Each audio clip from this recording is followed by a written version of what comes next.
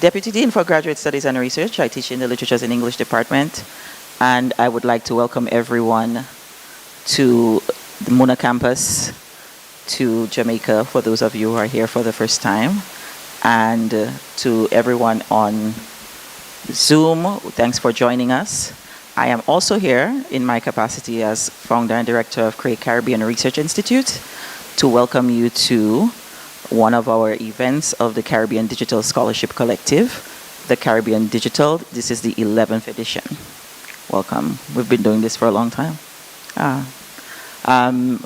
Caribbean and the Caribbean Digital Scholarship Collective. Well, Caribbean is one of the organizations and institutions as part of the Caribbean Digital Scholarship Collective. Basically, a group of people who got together at their various institutions a very long time ago and committed to doing Caribbean studies work at the intersection of digital technologies, and stayed together doing that work for 20 plus years. And we have been privileged to have our work recognized, appreciated, shared around the world. And the Mellon Foundation invested in our collective and made it possible for us to expand the work that we do in the Caribbean region specifically, but also in Caribbean studies all around the global north, the global south, so that we can, one, build the infrastructure for more work like this in the future, train people within and outside of the academy to be able to do this work in their own way, on their own terms, and for us to build sustainability around Caribbean digital humanities work specifically, culture, arts, history, heritage, literature, for the future, using digital technologies, and to do that in a way that will mean that we are not the only ones to be doing it until we retire or worse, right? That we build sustainability and build continuity, so we share, we build, we learn, we build, we share. And the Mellon Foundation has made it possible for us to do that with a very generous grant. TCD has benefited from this because the original, I would like to first acknowledge that the team, a small subset of the collective, Alex Gill, Kama Glover, and Kelly Josephs, have been doing this with limited resources at their institutions for several years before Mellon came along, just like Caribbean has doing this with limited resources before Mellon came along. And it is in the fact that we have been able to do so much with very little that was also part of our call to say, please, we really can do this work well. And they saw that, recognized it, and made a great investment, not just in us as scholars and advocates for this work, but also for our students, for the community members who are now benefiting from this. Across the region, we have several programs. You can learn about them. We'll be talking about them all day, where you can learn more about what we've been doing at CDSC. So TCD is where we come together to have the conversations, to see what we've been working on in the various parts of the world on various themes, to share that work with our colleagues and inspire students to get into some more work, to kind of take stock and celebrate. We always have it in December to celebrate our year of work in Caribbean Digital and sort of set ourselves up for the next year and the things that are coming. It's a great time to gather and celebrate each other. And I am really, really, really, really happy that we are here in Jamaica this year, because Caribbean Digital is supposed to be warm. It's after last year, we went to Yale, and we love Yale, and our colleagues at Yale, I love them so much, my favorite people, but it was cold. It was brutally cold last year, and I vowed, I was like, okay, that's it, that's the last time. We're going to Jamaica next year. I stepped outside of the hotel, and I was like, okay, next year's in Jamaica. That was it. So I'm very happy that we can have a warm TCD this year, and that you get to enjoy that before you go back to the cold, because I'm not.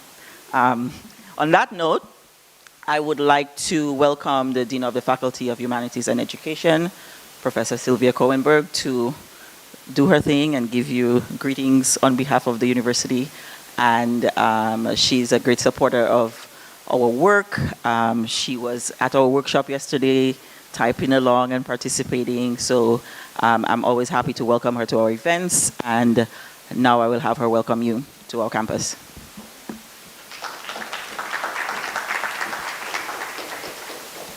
Thank you, Shaila. Good afternoon, everyone. Good morning, everyone. I'm sorry. Feeling like half my day has been done already. Welcome those in the room and those on Zoom or watching the YouTube live stream. So I'm here to say welcome on behalf of the Faculty of Humanities and Education.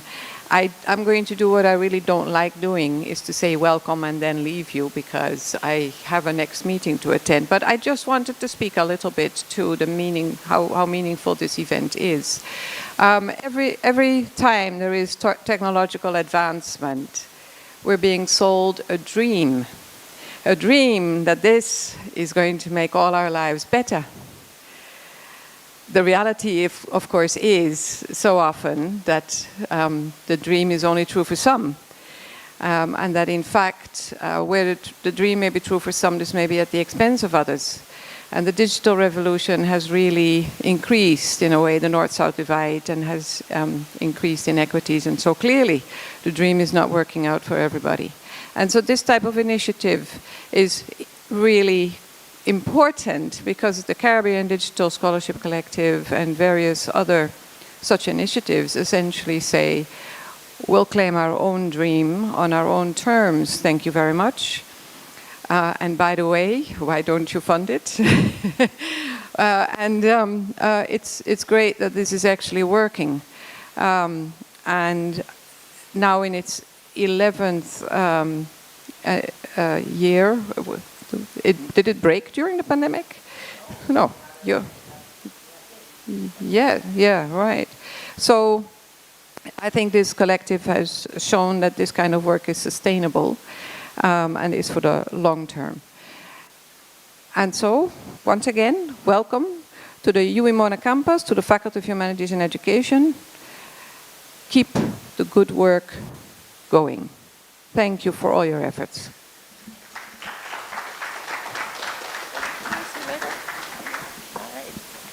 Okay, thanks, Sylvia. Just to, I think I want to pin this for the people. I am also doing a little bit of tech today. All right. Okay, before I move into the panels, just a couple minutes we have left, I would like to make a brief announcement, especially for the people who haven't heard about it yet. I'm welcoming you to this lecture hall at the Faculty of Humanities and Education at a time when, those of you in the room, I don't know if the camera can pan a little bit for me to the banner on the right of the stage, to let you know that part of the work of the Caribbean Digital Scholarship Collective has been to invest in building relationships with the University of the West Indies, again, as part of our sustainability efforts for this work. And we're happy to report that in partnership with the Faculty of Humanities and Education and the Mona Library, we now have a digital humanities lab at the University of the West Indies. Those of you who are online and at UWI, it's on the second floor of the main library. We will have full programming starting in, semester 2. Of course, this is a Caribbean institution and a Caribbean lab, so of course, fits and starts. But it has been, we've been in the space for the semester. It's been great. It's already encouraged the students to get more active and involved in the work. And we will be opening up workshops, lectures, all types of fun. We're going to have open house Fridays where you come and we let you play with all our fun things like our Oculus and our 3D printers and stuff. So you can have a fun day with that, but there'll also be workshops on more serious things, and lectures as well pertaining to Caribbean Digital Scholarship. So I'm looking forward to rolling out the calendar of events at the beginning of the next semester, but we are very happy to have a space on campus to be to see that the university, this campus, is welcoming and supportive of the work that we have all been doing, and they recognize that and have joined us in making sure that it lasts as long as possible. And on that note, I will pass it over to Alex. And while I do that, I see some of my students are here, but the rest are coming in. I would like to just acknowledge all of the work of the staff and students and Andreina Soto to making this possible, planning one who did work on making this possible for today. Okay, Alex, it's your turn.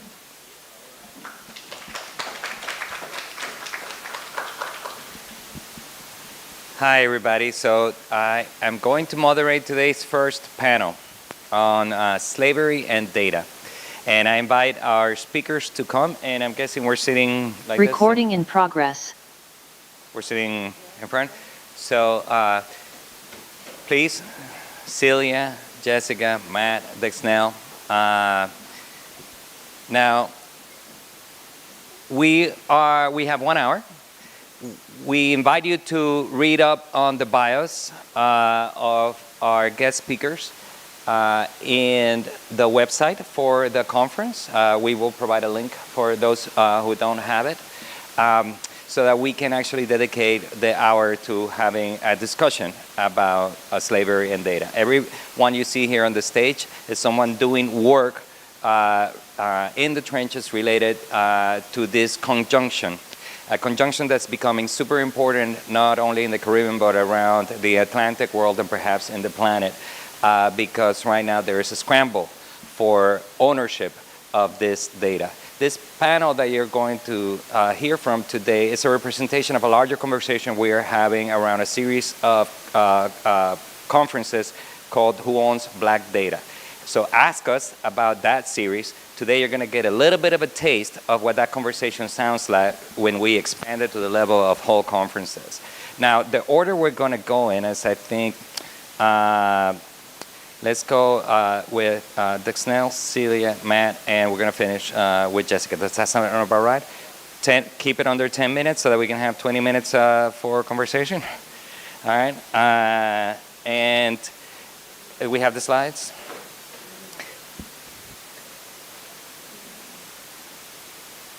Yeah, I know. It's almost like 10 minutes is not enough for the. All right, and we have just this mic, so I'll pass it around. All right. So when the talks, we'll save the questions for the end. So when the talks are over, I'll grab the mic back and I'll be passing it around for the audience. If you guys stay with an awkward silence for like 30 seconds or a minute, I will ask the first question, but hopefully you won't. This is an intimate conversation. We're a family. All right. Yeah, that's a good question. Do we want people to stand in front of there, or is the camera pointing at? Okay. So we stay there, yeah, more comfortable. Yeah. All right. Okay. All right. Thank you very much for having me. It's a real pleasure to be here and to be part of this conversation. I don't have a PowerPoint, so I'm just going to talk. It's pretty clear that we're now kind of gripped by this kind of mass digital turn. I think that has significant kind of implications for slavery studies. There are now a kind of dizzying number of digitization efforts by traditional archives and other specialized projects. Mass digitization has opened access to resources like never before, and the benefits have been significant. We now have access to materials that have previously been restricted to institutional-based scholars or simply those with enough resources. In a much-cited online discussion published by the Journal of American History, William Thomas noted that the goal of digital history might be to build environments that pull readers in less by force of linear argument than by the experience of total immersion and curiosity to build connections. So in other words, digital history makes the process of historical research and the creation of historical knowledge more engaging and interactive. But of course, despite all these advantages, this mass digitized turn has not meant egalitarian access across the globe, right? We have, beyond restrictions imposed by the commercialization of digitization projects, Gerben Zagsman notes, every choice to digitize something implies a choice not to digitize something else. Perhaps one of the most substantial criticisms historians have raised is the extent to which greater digitization has led to radically more decontextualized research. So the more sources we have at our disposal from increasingly sprawling digital archives, the less opportunity, as Lara Putnam notes, to turn the partiality of primary sources into insight rather than misinformation. So these issues echo a growing call within the field of digital humanities for more critical reflection. So ultimately, abundance is not always good, right? The question becomes the abundance of what? And there's been a lot of data generated that perhaps tell us more about the elites of plantation societies, right? Colonial administrators, planters, large-scale enslavers, plantation middle management, etc. As we know, the majority of primary sources during the period of slavery were largely produced or influenced by the perspective of these groups of people. Yet we continue to hear repeatedly the challenge of unearthing the stories or the lives of enslaved persons. Our current data-rich environment should indeed mean that this challenge becomes less and less. And no doubt this is beginning to shift, especially by the work of some of the very folks I'm sharing this panel with. A greater focus on enslaved registers or runaway ads, for example, is one way that the growing number of data sets about slavery has zoned in more on unearthing enslaved voices. So I really want to use the rest of my time to reflect on another set of data sets, mainly digitized map collections, one of which I'm working on myself. There are several map databases that include maps covering periods and areas relevant to slavery studies. I want to reflect a little bit on how we could be drawing on these resources more to further unearth the lives of enslaved Africans, with special reference to those in the Caribbean. So if the Caribbean region was the first place in the Western Hemisphere to encounter the full force of European colonial development, introducing the plantation system which rapidly transformed the region's demographic and physical landscape, it was maps that helped them make claims over land, maintain colonial order. Maps were created on a large scale during the period of slavery, covering a range of areas of the plantation world. They serve as spatial history, as graphic visualizations of people, places, things, and ideas in space. The mapping process as a form of knowledge creation allows maps to join other forms of primary source material. And now they are increasingly more readily available online as ever. But now there's a greater need to draw more out of these maps than their original intent, and especially to unearth more about enslaved Africans. Perhaps one of the key areas scholars highlight from these maps are their silences, which can speak volumes. The blank spaces on maps, even when shaded with a color associated with a particular empire, often reflected non-European or indigenous or African autonomous spaces. As Sutton and Anglin note in an article focused on almost 100 maps at the John Carter Brown Library, that many of the maps special features that are related to ways in which indigenous people and the enslaved occupied and made use of the land have been implied rather than made explicit in the mapping. So scholars have sought to kind of draw out these implications. But in the rest of my remarks, I want to focus a bit more on some of the kind of plain to see areas on these maps, especially where enslaved spaces were specifically identified.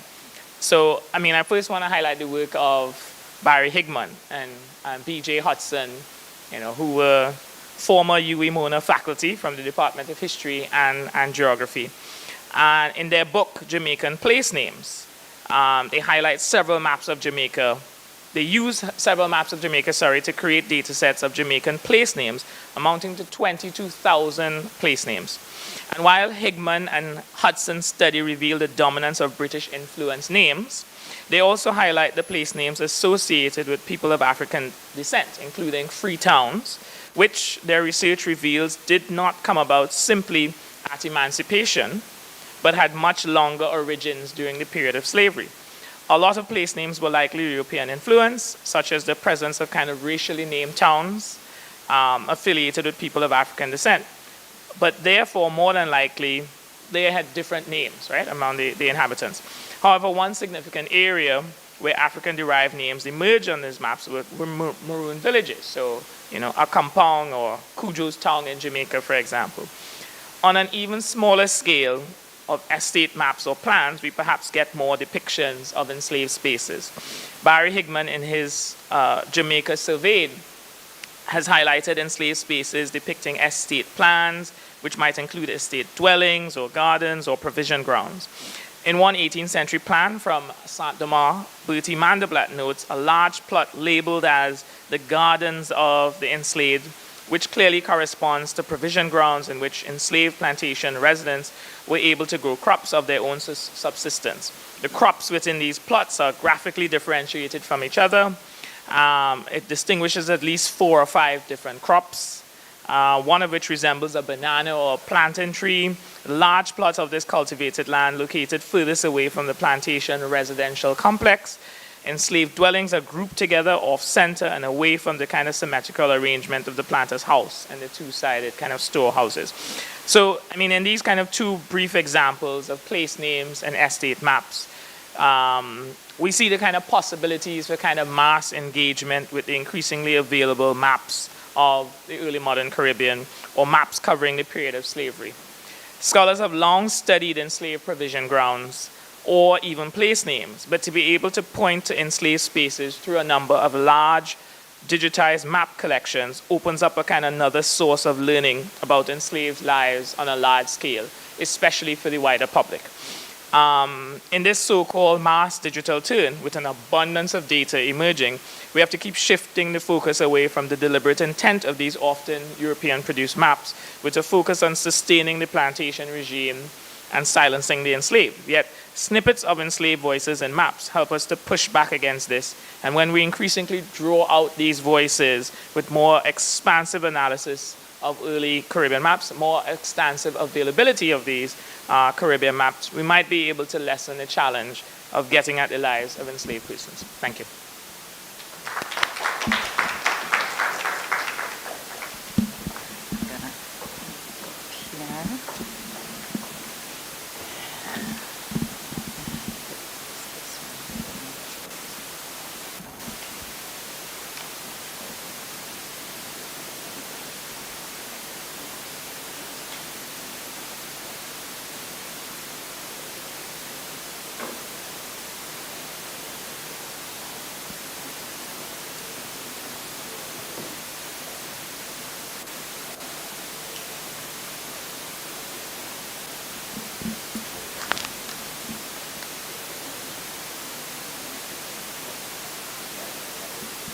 Thank you.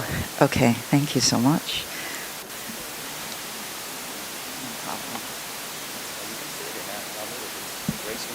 No, I'm going to sing. I'm okay. You might still need to do some things, though, so don't go. That's fine.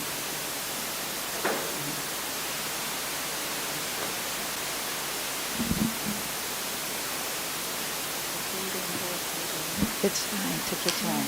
You have a long title, so you can take a lot of time.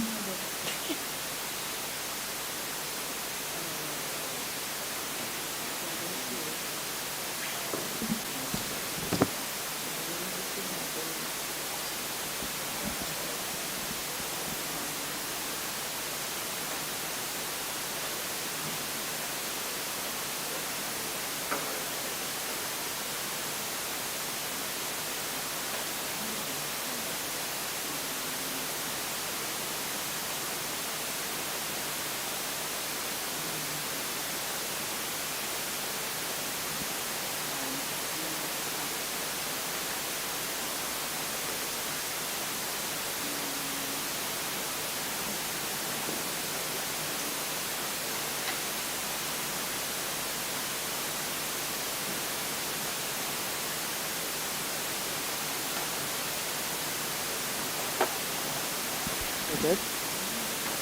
Okay.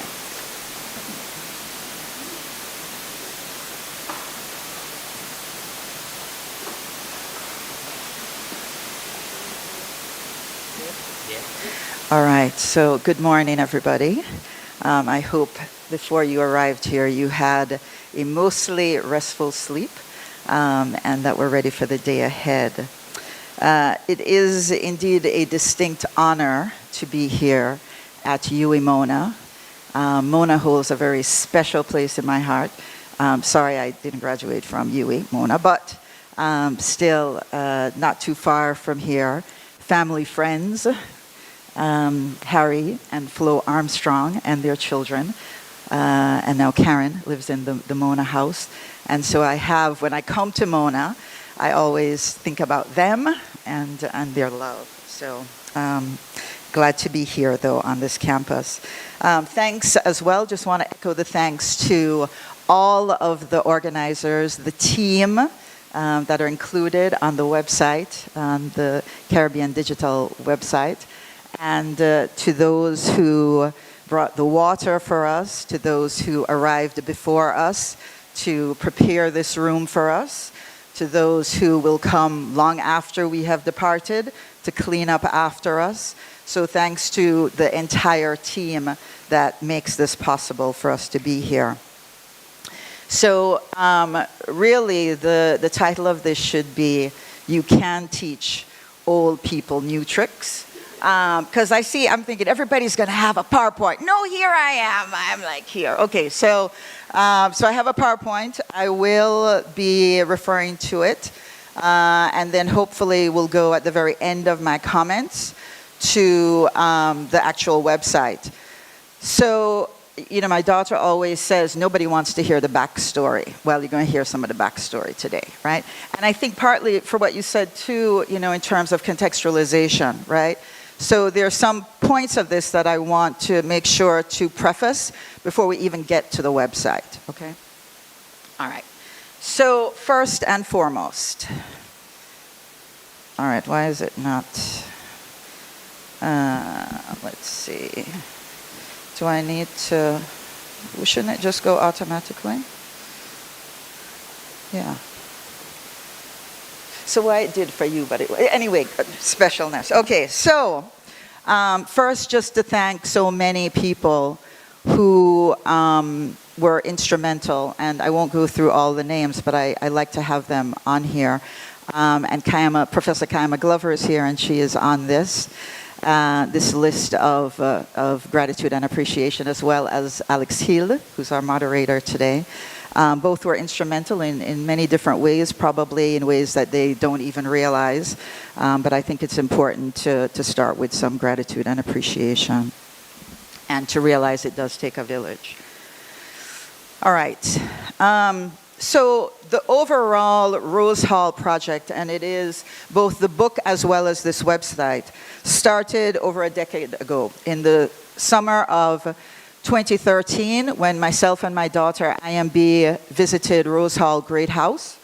And certainly growing up in Kingston, I had heard about the White Witch of Rose Hall. I don't believe I ever heard Annie Palmer's name specifically, but certainly the White Witch was mentioned. And I was also somebody who was very interested in Duppy stories. So the whole thing about her really interested me, even as a young child, though I didn't know the specifics of the story itself. So IMB and I, my daughter, and I went on this tour. It was an evening tour the first time, though I've been on it probably about 20 times now. And as we moved from one room to the next, I became increasingly incensed by how the tour focused almost entirely on Annie Palmer and the stories of her being a white witch. As I walked away from the first tour of that house, the most pressing feeling that lingered for me was the disturbing absence of any essential information about enslaved persons or about slavery itself. Gaps and silences surrounding the stories of enslaved persons in these tours are in fact a contemporary form of perpetual violence, reified and reinscribed at this site of slavery. The choreography of these myths and silences in the tours materialized from Herbert G. DeLissa's 1929 novel, The White Witch of Rose Hall. Due to limited factual information about Annie Palmer, DeLissa utilized the fertile ground of these historical gaps to concoct the legend about this white witch.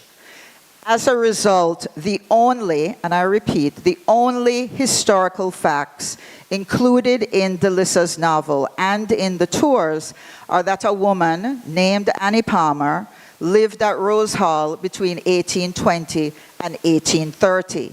That's it. Everything else is fabricated. And that includes information about Annie Palmer and her parents visiting Haiti, connections there, the information about Annie Palmer being raised by a, quote, voodoo priestess, end quote. Annie Palmer having 3 husbands and murdering all 3 of them. And also her being killed, Annie Palmer, by an enslaved person named Taku. All of that is fictional. So, purpose. Before I begin anything, and when I'm even into something, I believe it's important to set a purpose for something. And whether it's a relationship, any project, whatever, right? You know, what's the purpose of it? What's it for? Why are we doing this, right? Because we have to be doing it for a reason or reasons. The purpose of this project was centered on researching the enslaved persons at Rose Hall. What were their names? Who were they? And what could I glean from the archives about their lives? How could I lift and uplift them out of the old weathered pages of the archival records that I found, not only in Spanish Town at the Jamaica Archives, but also at the National Archives in Kew in England?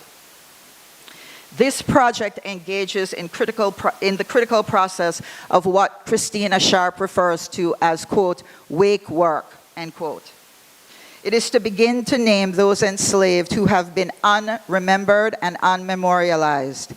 It is to begin to reconstruct stories buried and deemed unworthy of telling and retelling.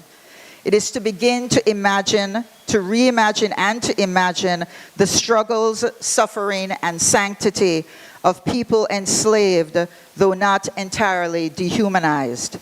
It is to begin to question the afterlives of slavery at Rose Hall in the 1929 novel, as well as in the tours at the house today. And it is to begin to ask what and who survive at Rose Hall in the mythical ghost haunting of a white witch, the pretense of memorialization, and the facade of slavery.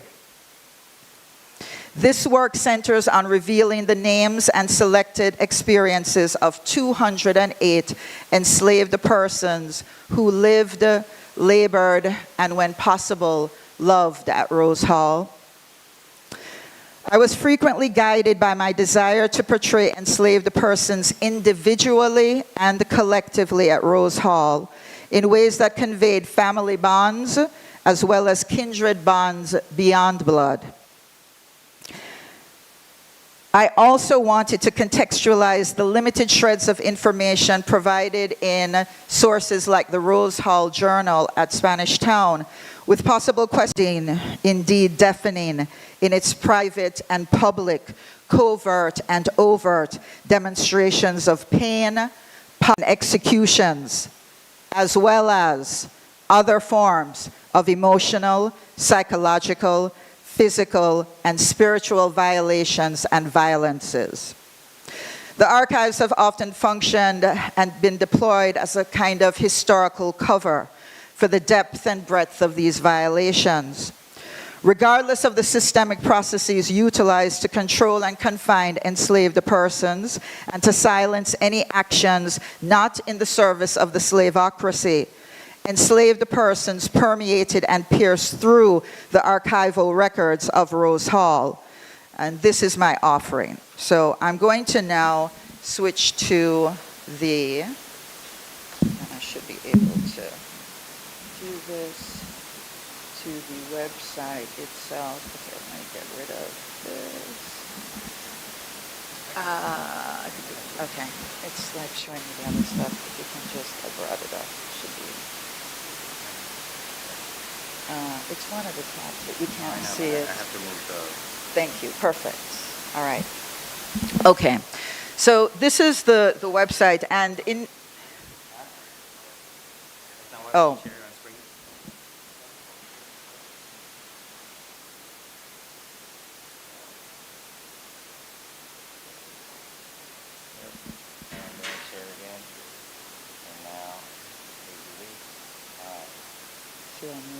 would have to be here for me. Okay, all right, I will be quick. So there's a lot of information, and partly this is just to introduce it so that you know where to find it. So after, hopefully you will visit it. So it's at unsilencing-slavery.org. At the very beginning, before we even get into the website, I was thinking very much about a libation, if you will, right? And certainly there's no Appleton rum or anything in the website. So this was the way to do this, right? To set again the purpose of this, and that you would have to click out of that. And again, as a way to focus on the enslaved people, the enslaved Africans, as well as their descendants. This we often refer to as the flower of Rose Hall, and I wanted to make sure, even as you landed on the website, that you would be able to see some representation of the 208 enslaved persons.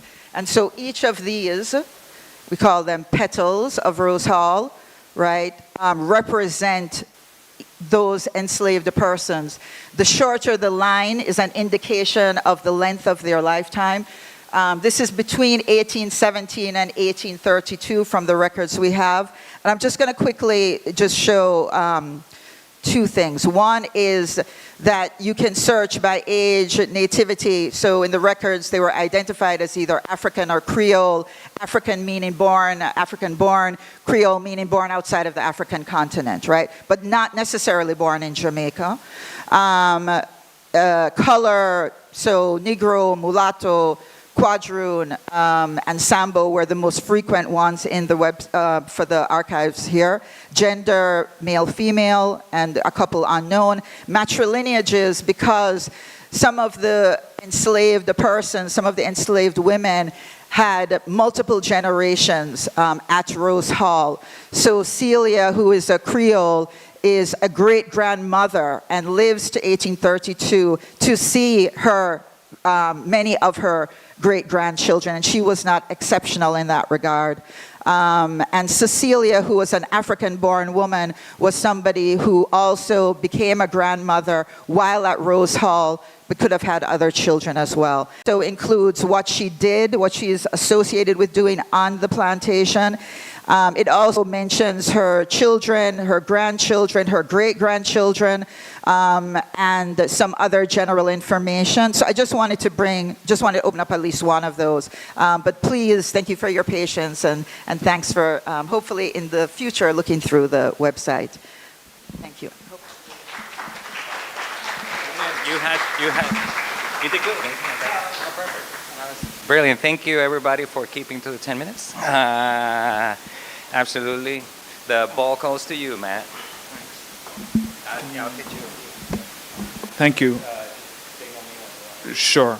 Thank you, Alex, and good morning, everyone.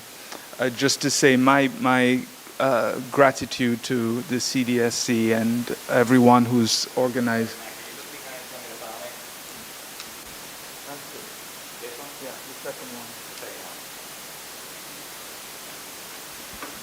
Yeah, thank you for inviting me to present at this conference, and also it gives me an opportunity to come back to University of the West Indies and speak here on this campus. Rachel, good to see you. For the first time in 5 years. So I'm very grateful for that opportunity, and also to be able to be on this plenary session with people whose work I admire and teach, and my students also appreciate it very much, and to be in conversation with you. There we go. So I want to offer some brief thoughts, keeping definitely to the 10 minutes on this subject of the plenary, slavery and data, that will draw on, in the main, on my experiences in matters related to digital humanities work, and specifically on the history of slavery in Jamaica. I have modified my title of the plenary for my intervention this morning to Caribbean Slavery and Global Data, Memorializations and Manipulations in Digital Storytelling. And I'm going to orient my brief comments around 3 points. Alex? Technology and the learning of Caribbean slavery, responsibilities in how we share data on slavery, and finally, I'll say something about freeing digital or freedom seeking in digital histories of slavery.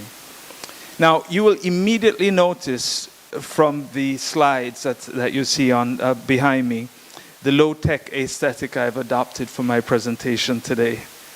This is intentional. I cannot let this plenary session pass without me sharing a little bit about my relationship with this room that we're in, N1, the Neville Hall Lecture Theatre. I first met this room 32 years ago when I joined the undergraduate class here in the history department at the university. I came in the room, was completely overwhelmed by this room. I sought out the furthest spot from the stage, way up there in the top left, and it was where I sat for almost every lecture in my first year and my second year, as far away from this stage as I could possibly get. And it was here in this room that I first learned about Caribbean slavery in a different way. It was much of the foundations that I still carry about the history of Caribbean slavery, and which I still teach, arrived to me in this room. It would take me many, many years and a lot of work to get over the shyness that I had that forced me in that corner, to work my way to the front of the room and to look at it from the perspective I'm seeing you from this morning as a lecturer. And then, as much as when I first started teaching here in 2002 as a lecturer, as well as when I was a student, the technology that brought all of this to me was fairly low tech. It started with being nothing more than a stick of chalk on a blackboard. Yes, there was a blackboard behind us once upon a time. And then it eventually evolved into a overhead projector here with a blazing hot lamp on which we would put transparencies, which are essentially photocopies of our notes. And this is meant to invoke some of that aesthetic today. But I mention this because in many ways, one of the key elements, and it's my first point, that is at the heart of the work we do, whether it's with the digital humanities work and digital technology, the database digitization work and so on, or just in our written work, our scholarship, and in our teaching, is to make people learn this history and to think differently about this history, to hear voices that they haven't heard, and to put it within a much wider context. And that, for me, arrived with this low technology. But that's not how I teach it. And on Monday this week, I started the week teaching the history of Caribbean slavery to a graduate class that I teach on the public histories of slavery at University College London, where I work. And I couldn't use the low tech there. What I had to resort to, and how I communicate that history to my students in Britain, was with very much about using digital database technology, showing them some of the findings of current projects we have on at the moment at the Center for the Study of the Legacies of British Slavery, summaries of the historiography on slavery, clicking into websites, images, and so on. And there's a lot there in that difference between how I learned the history that I now teach and how my students are learning it. And a lot of it has to do with this larger purpose of making people understand the history differently, but also thinking of how we can apply the technology to doing that. It is my point in bringing out these contrasts to show you that technology plays a significant role in learning and knowledge of slavery. But still, that process has inbuilt dangers. We cannot assume the learner is getting the same thing we intend them to see. We cannot also assume that whatever publics we interact with, those who read our articles and books, or those who go on our websites and click the databases, take what we intend them to take from it. The spaces that were once filled by words and transparencies for me cannot do for my students or public learners and the history that they learn the same thing. I cannot also expect their responses, and their responses as well as many publics I speak to in the UK, from museum staff behind closed doors when I do some consultancy work with them, to small reading groups in Malvern or other places far away, Oxford, Cambridge. I can't expect they're all taking it the same way, even though they might be the same type of public. So the way we teach and treat with the past of Caribbean slavery must bear all these differences, but it equally has to attend to the different claims on that history. Whose history are we really teaching? And whose stories are we telling when we tell the story of slavery? Whose lives are collected in the data? And who has the right to collect and tell the histories of those lives? These are questions not considered 3 decades ago for me because it was part of my history, part of Jamaican history, part of Caribbean history, the story of this island, the story of this place, and the story of this place's place in the world. But technology, data, and history writing has made the history much more widely known and forced us to consider these questions now as priorities. They are just as important as we think through what sources we use to write and work on our scholarly products. And yet we still make claims of ownership on that. The Center for the Study of the Legacies of British Slavery now has over 60,000 names of enslavers. It has taken a tremendous amount of historical data and given that data to over 3 million users so far by the latest stats that we have. But we are still learning of new ways in which the public interacts with that data. We're still getting new information from the public, who, when they interact with us, they share with us a different understanding of what we have on the website, from genealogists and scholars to artists. And in fact, public response has taken the research into incredibly fascinating new directions that my predecessors who founded the project might not have foreseen 12 years ago when it first went live. Just last week, I visited a marvelous exhibition called Conversations at the Walker Art Gallery in Liverpool that gave yet another example of how this data has inspired a discussion on slavery. Karen McLean, a Trinidadian British artist, had a notable display in the gallery exhibition of William Bradley's massive 1843 portrait of John Gladstone, and it appears in the foyer as you walk in. The accompanying text is 3 paragraphs that purposefully buries his political connections in a passing remark near the end of the 3rd paragraph. Instead, it opens with these words: Gladstone was the owner of many enslaved people in plantations in Jamaica and Demerara. And then it proceeds to talk about the numbers of people he had owned. It talks about the places they were, and it talks about the family connections of that ownership for him. It is a powerful subversion of the museum practice in how white men have historically been framed. This example of writing of history, R-I-G-H-T, reminds us of the importance of the work done with the data on slavery. For it is likely that McLean drew on the information we have on Gladstone on our website as part of our database, which of course has been added to since 2013. It reminds us of that data on slavery. It reminds us that data on slavery can ultimately serve that greater purpose than scholarship intended. But it also raises a further problem. It confronts the disturbing past of John Gladstone in a manner that keeps the focus on him. Inasmuch as it unsettles the handed-down glorification of the Gladstones, the actual enslaved people of Jamaica and Demerara are unnamed and unmemorialized. And the impact of his crimes on their land and futures is uncommented. This is not McLean's fault, and I must add that the display is on the periphery of a sample of 133 heads made of African fabrics to memorialize the women, men, and children who lost their lives in the Zong massacre of 1781.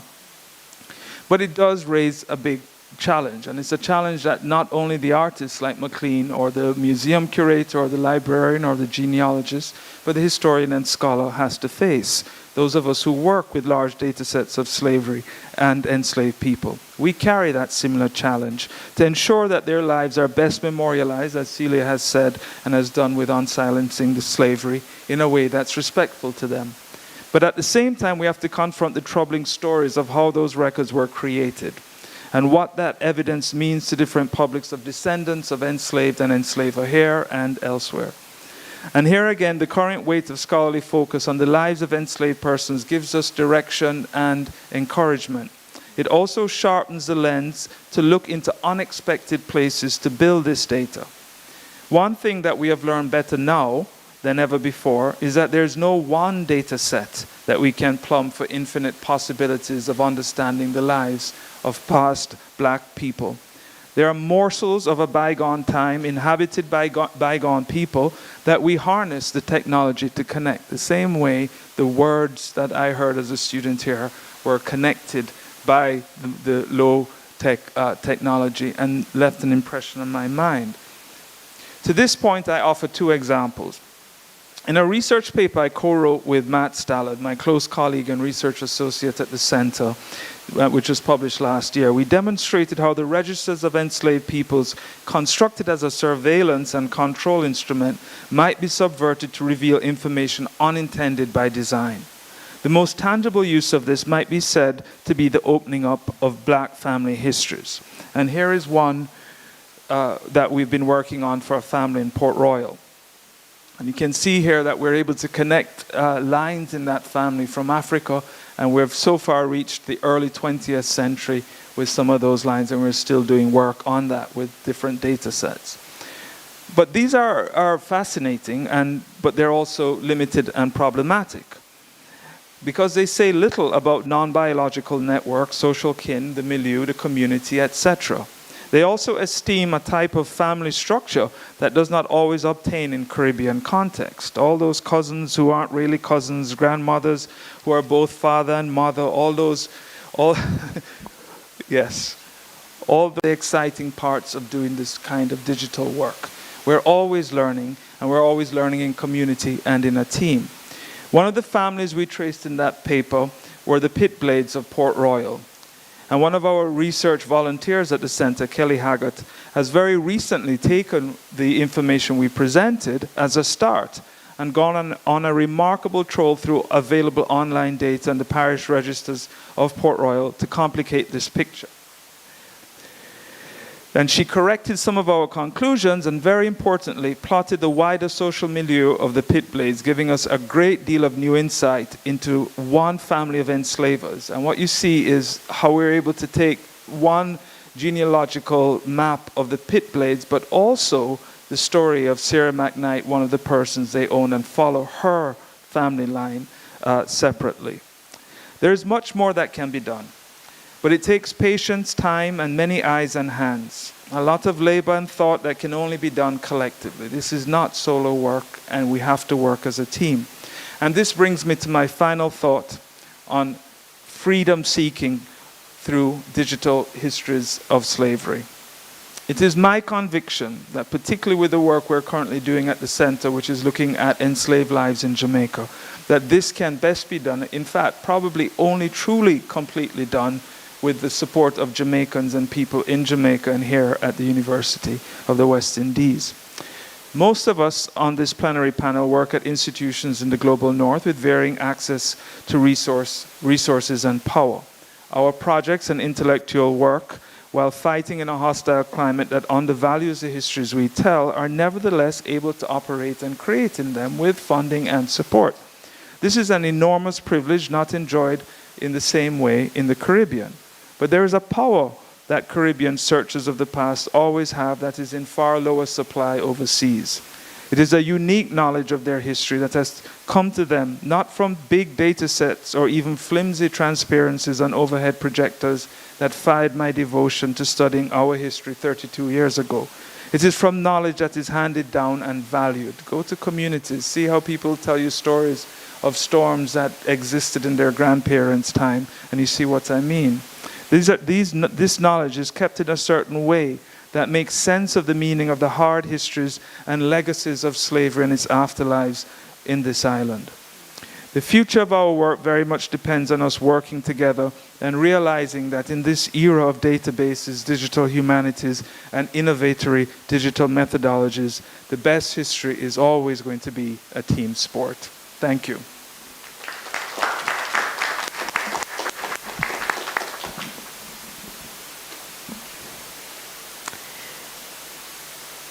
You know which one? The light. Yeah. Come. Yeah, play it. Just play it. Yeah, it's got no sound.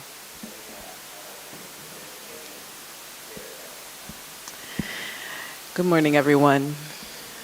I will go for 6 minutes and 36 seconds to respect. So it's great to be here. This is my first time in Jamaica.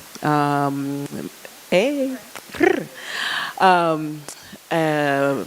For not last, my people come to this new world by way of, I was born in Chicago, by way of Alabama and Puerto Rico. So part of a broader diaspora, very exciting.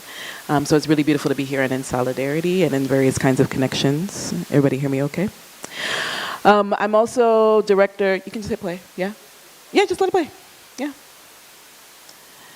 See, 6 minutes and 36 seconds.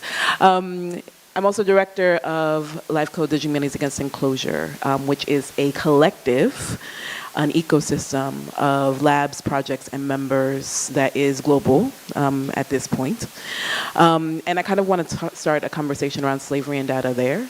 So Life Code emerged out of my own interests initially, projects I'd been doing sort of online, African Diaspora PhD, the Latinegros Project, and networks of folks who were, on social media, on other kinds of digital media, blogging, on Blogger when Blogger existed, and sort of in the crevices of conversations around big data and democratization of data. We weren't having those conversations per se. We were using media to kind of think about how can we have conversations and think about and theorize radical possibilities, and also folks who are doing the work, who are working with undocumented folks, who are working with sex workers, HIV/AIDS activists, who are working across borders, all kinds of different things.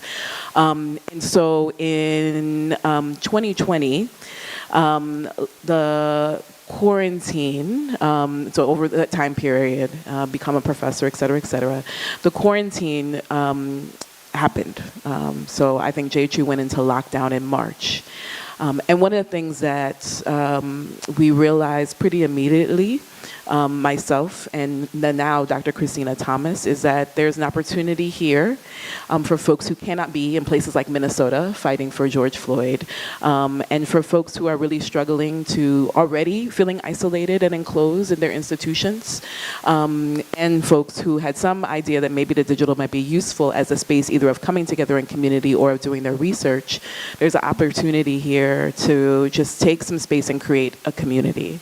And so that's what we did. So Dr. Christina Thomas' first work was really around workshops around Black survival in the Ivory Tower, right? Just bringing together the folks who were around campus at JHU, but also elsewhere, because we're using Zoom to bring, to make some community that's part of this.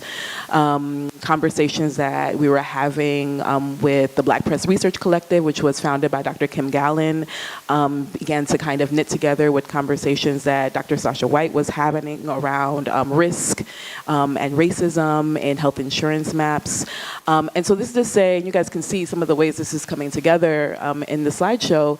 When you build a thing, when you begin to kind of take seriously that community and people are the heart of the work, the people do come. We come and find each other. We gather, right? I have a colleague who's working on amazing work around how Black folks gather.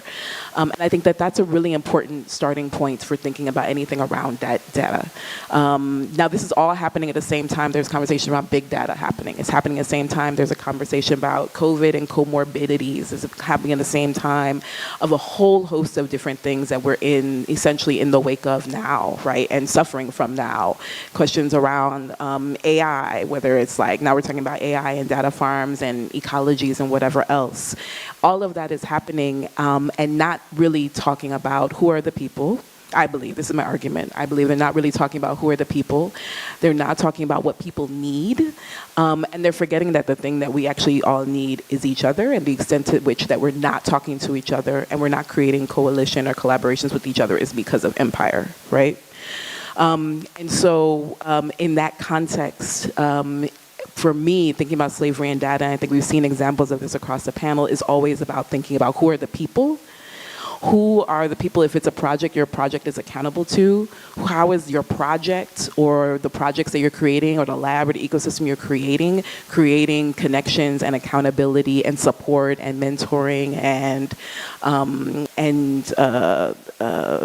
these days political education for each other? And if it is doing that, then beginning to think about, okay, well then how do we think about the context of metadata? How do we think about what field categories we're going to use? How do we think about what the rose should look like? Should it be a rose or should it be something else? You know what I mean?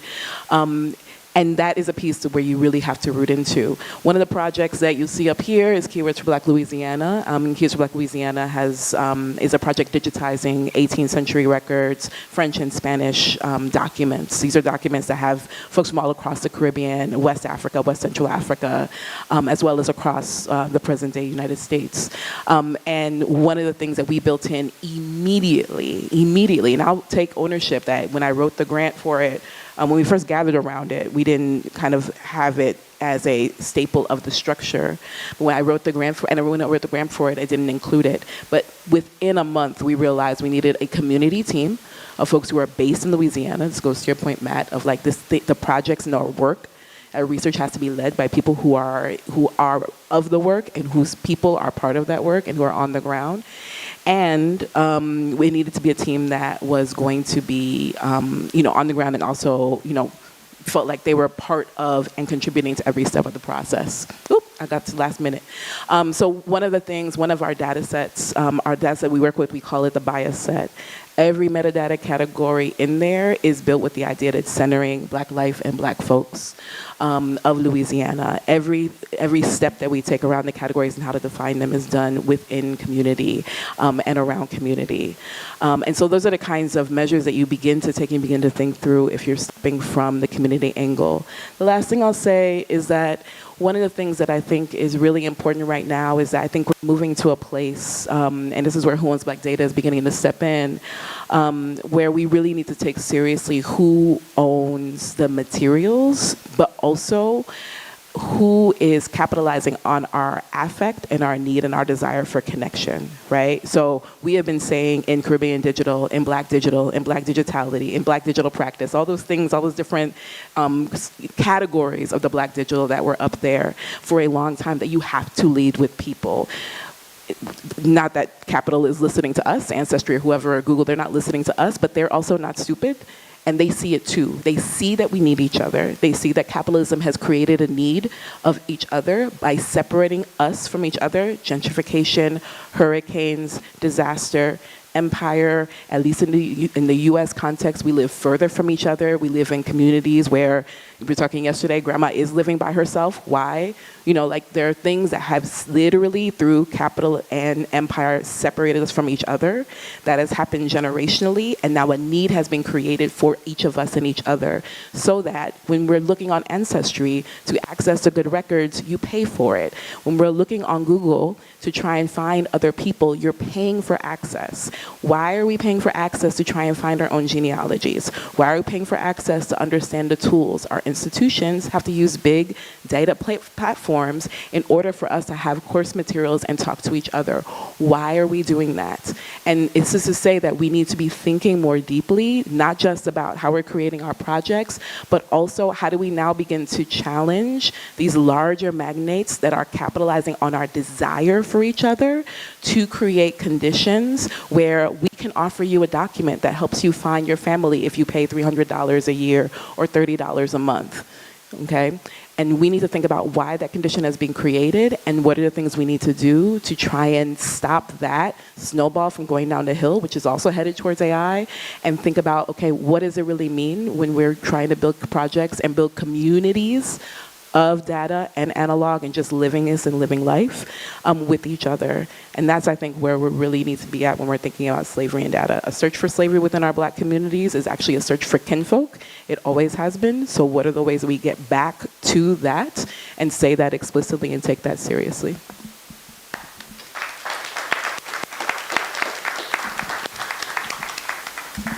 Word. All right, we have some, how much we have? I don't have my phone. It's in the shuttle. It's already noon. Let's do a couple of questions. Yeah, a couple of questions. Yeah, all right. Here we go. Just introduce yourself so everybody knows too. Don't know you already. Cool. Hello, panelists. Thank you for this talk. I think it's really important to begin with a conversation about slavery and data. Professor Celia Naylor, in my DH class, we looked at the Unsilencing Slavery Archive. We found it to be so beautiful. So thank you for putting that together. Just aesthetically, it's really beautiful. My question is really for any panelist. I feel like collectively you all described uses of data and uses of black data today, and really thoughtful approaches of uses of data and uses of black data today. I was hoping that maybe the panelists could We have answers. We have answers, sure. First, thanks so much for your willingness to even use the project, so I appreciate that. Just like there was a group of collaborators for the project too, part of the reason it is so beautiful, and I agree with you, I'm biased, but I agree, because of so many people who helped to make it beautiful, so thank you for that. I think it is important to always realize where we're getting the data, and I think, certainly colleagues here today have pointed that out. And to be as thoughtful as possible about the structures, the systemic structures of interlocking modes of oppression, right, then and now. And for me, in terms of the project, it was important to utilize the archives and not to reinforce or represent the exploitation and the marginalization of enslaved persons within the archives themselves. And in fact, we know more about these enslaved persons at Rose Hall than we know about Annie Palmer. And so oftentimes we go in thinking, well, there's limited information. We don't have the resources. We're using these sources that were crafted and created by white men and some white women. And I think it's important for us to be as capacious as possible about what we're looking for and the ways that we tease out that information, but also the utilization of imagination and creativity, right? So I would just say that. Thank you for your question. So I love Lauren's work. I think it's really smart. I also think of Jennifer Morgan's book, Reckoning with Slavery, which basically the TLDR is that the fields of demography, of population, of census studies literally emerge out of slavery, right? Like, it's the argument. And then there's also Caitlin Rosenthal's Accounting for Slavery, which I always love the realization that if you have printed material around slave registers, that's a whole industry that's created in order to support bondage, right? So, I think there's so many different ways that thinking about data, thinking about controlling massive amounts of information, which is what these genres do, are very directly linked to the massive numbers of bodies that are coming across the Atlantic for, particularly the 17th, 18th centuries, but we know from earlier on, if we chart from like 1441, right, the first ship that goes from Senegambia to Lisbon and lands in Lisbon, 235 enslaved people. So I think there's that side of like how we get to how we account for massive amounts of information, which we call data now, but we sort of obfuscate the method and overdetermine the artifact, the item as the method, right? And so we can disaggregate those and think about that. And I think if we disaggregate that, we think about different kind of methods we might employ to our radical purposes, because I also think about on the other side of that, if we go earlier than the 18th century, you also have the ways that the Spanish Caribbean in particular, and I'm always thinking in Puerto Rico, that the mobilization of data is actually a really important piece of Black radical politics in Puerto Rico, in Cuba, in the DR, in Black Latin America broadly. The disappearance of statistics of people of African descent, of race, of identifying where featureism becomes important, colorism becomes important, phenotype, street race, all these different things, that there actually needs to be a mobilization of data. And what we're going to see now, at least for those of us in a U.S. continental context, which will, filter over into Puerto Rico también, is a continued obfuscation of that, right? We're already seeing it with the affirmative action decision, that now we can't take rates and numbers and data around who is admitted. We're going to see it more and more as that trickles down into Department of Education statistics. If Project 2025 doesn't get rid of the Department of Ed, so the trick of fascism, the trick of empire is to tell you don't see what you see. Right, is to tell you that, oh, you're not seeing what is actually here. And if we think of data as the lowest common denominator, yes, it's machine readable, I know, Alex, don't yell at me, but if we think of data as the lowest common denominator of information, the trick for us is to see that as a mechanism to see plainly what empire does not want us to see and what is going to obfuscate. And maybe that means mobilizing data and information and surveys and gatherings so that we know that there are Black Puerto Ricans who are phenotypically Black on the island generationally. And maybe it means thinking about how those numbers also have then, helped us think about how we've lost family names, or we've lost people, or we've lost other kinds of connections. But it helps, for me, it helps to disaggregate those. Yes, I'm just going to add two points so we have time for another question, and it's a good pose for us.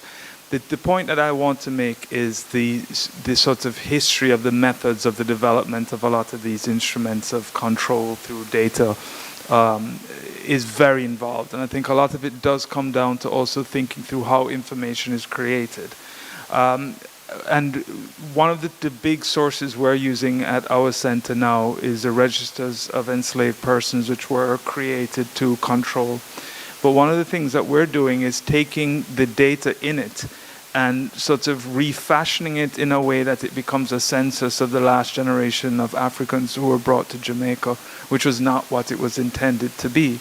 But in that, and this brings me to my second point, and it's something that I thought of even more hearing Jessica's presentation, a lot of the methods and innovations that we see, even in the archive, feature, believe it or not, or because it's often invisible, contributions made by Black persons. One of the things we've done recently at the center is a project called Black Industrial Revolution, where we looked at actual ways in which innovations of the first industrial revolution were actually featuring methods that were developed by enslaved persons right here in Jamaica.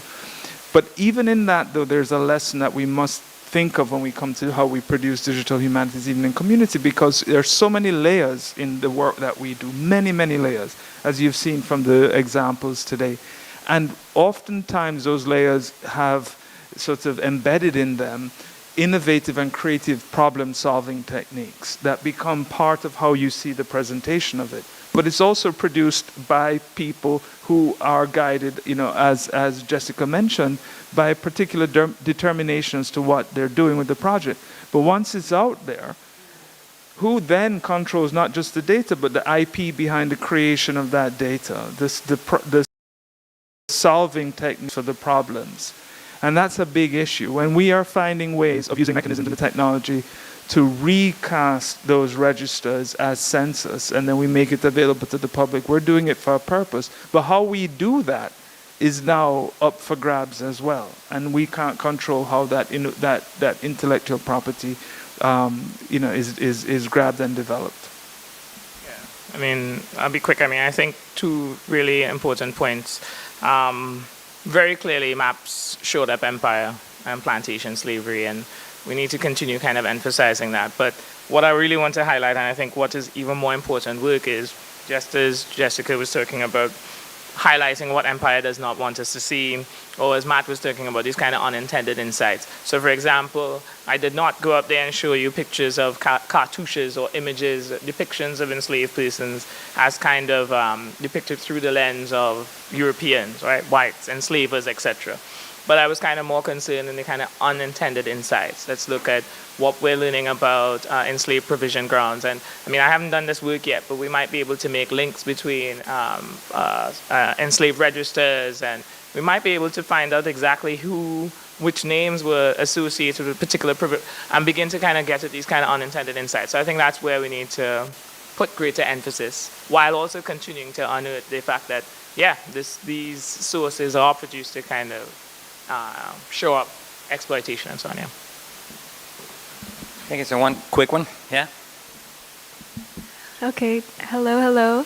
I'm Joelle, based here in Jamaica, documentary filmmaker. 2 questions for Dr. Naylor and Dr. Smith. So, Dr. Naylor, it was wonderful to see how the details and example of the biographies. Could you tell us what are some hopes that you would have for how people could use those kind of biographies for other kinds of work? And Dr. Smith, I was very interested to know if you have any reflections as somebody who learned Caribbean slave history through the traditional way, and now you're teaching it through digital methods. Do you have any reflections on how students internalize this kind of information differently?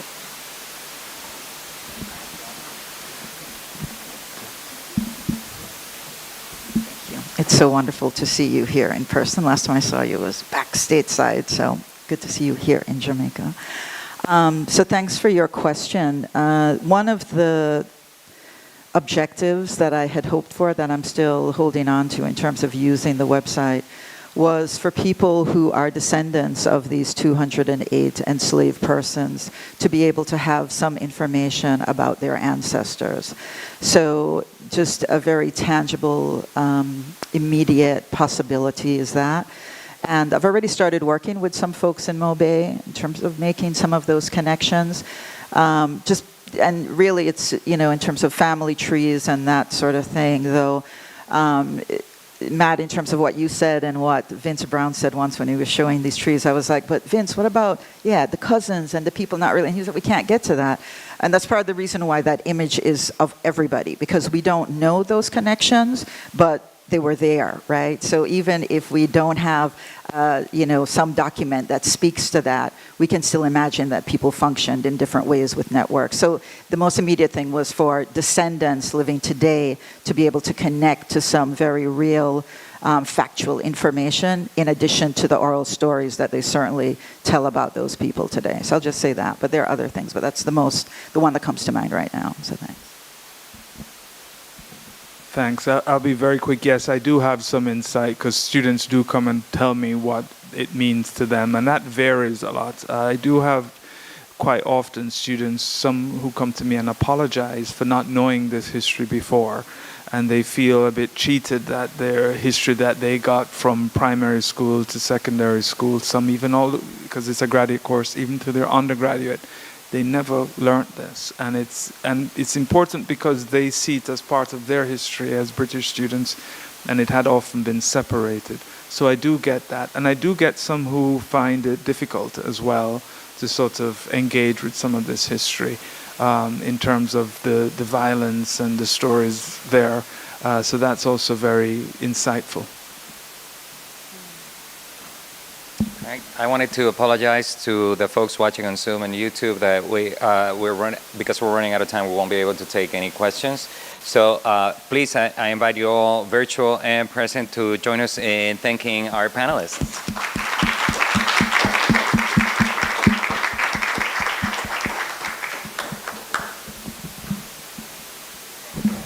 Okay, we have a 15-minute break, after which we will have our second panel. Feel free to go to N2 for water, coffee. 10 minutes. Kelly says 10 minutes. Make it fast. 12:20, we'll be back. I tried. Okay.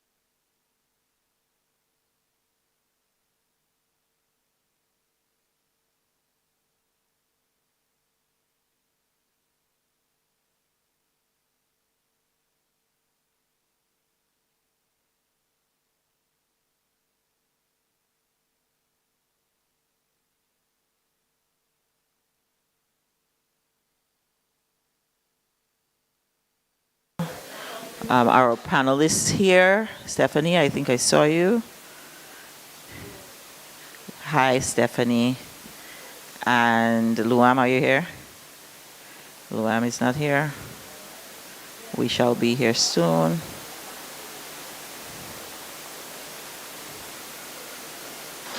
Okay. We'll get started shortly, Stephanie. Just 1 second.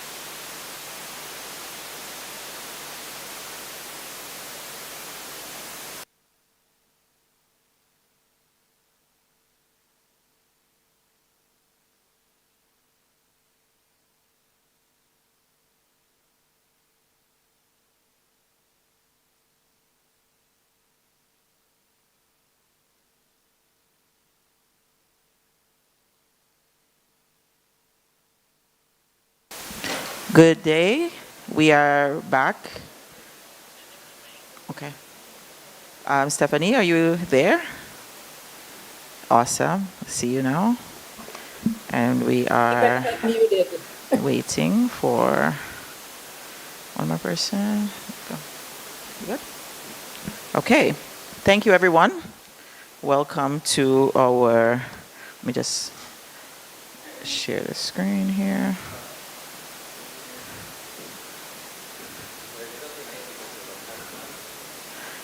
We have a little delay in person, so we are just asking for your patience as we get everyone back in the room here. We have a slight logistic delay going on site, but we are getting ready for the next panel, and we will begin in just a couple minutes. We will be discussing genealogies, trajectories, futures, and institutional building. And our panelists include Dr. Julian Kresser, who is the head of the History Department, History and Archaeology Department here at Mona. We have Stephanie Chansey from University of Florida and the Digital Library of the Caribbean. And we have some representatives from Great Caribbean Research Institute here. We're not doing bios, but I just doing the short introduction as we wait for the people on the logistic end. Luam Stevenson is going to join us online eventually. She was on here. We're having some technical difficulties. And to support her, we have Zama Thomas, who will also be representing Great Caribbean. She's in person. And we're about to, since our panelists are here and ready, we are going to get started on the conversation as early as possible because I know our panelists have to run. So, thank you for being here. I am moderating this panel. You've already met me for the day. I'm going to be like my students and moderate from my phone because this is, a dialogue. I wanted this to be a conversational piece. I don't know, Clifton, can you help me to get Stephanie's pinned to the screen, please, so we can see her for those of us in the room? Thank you.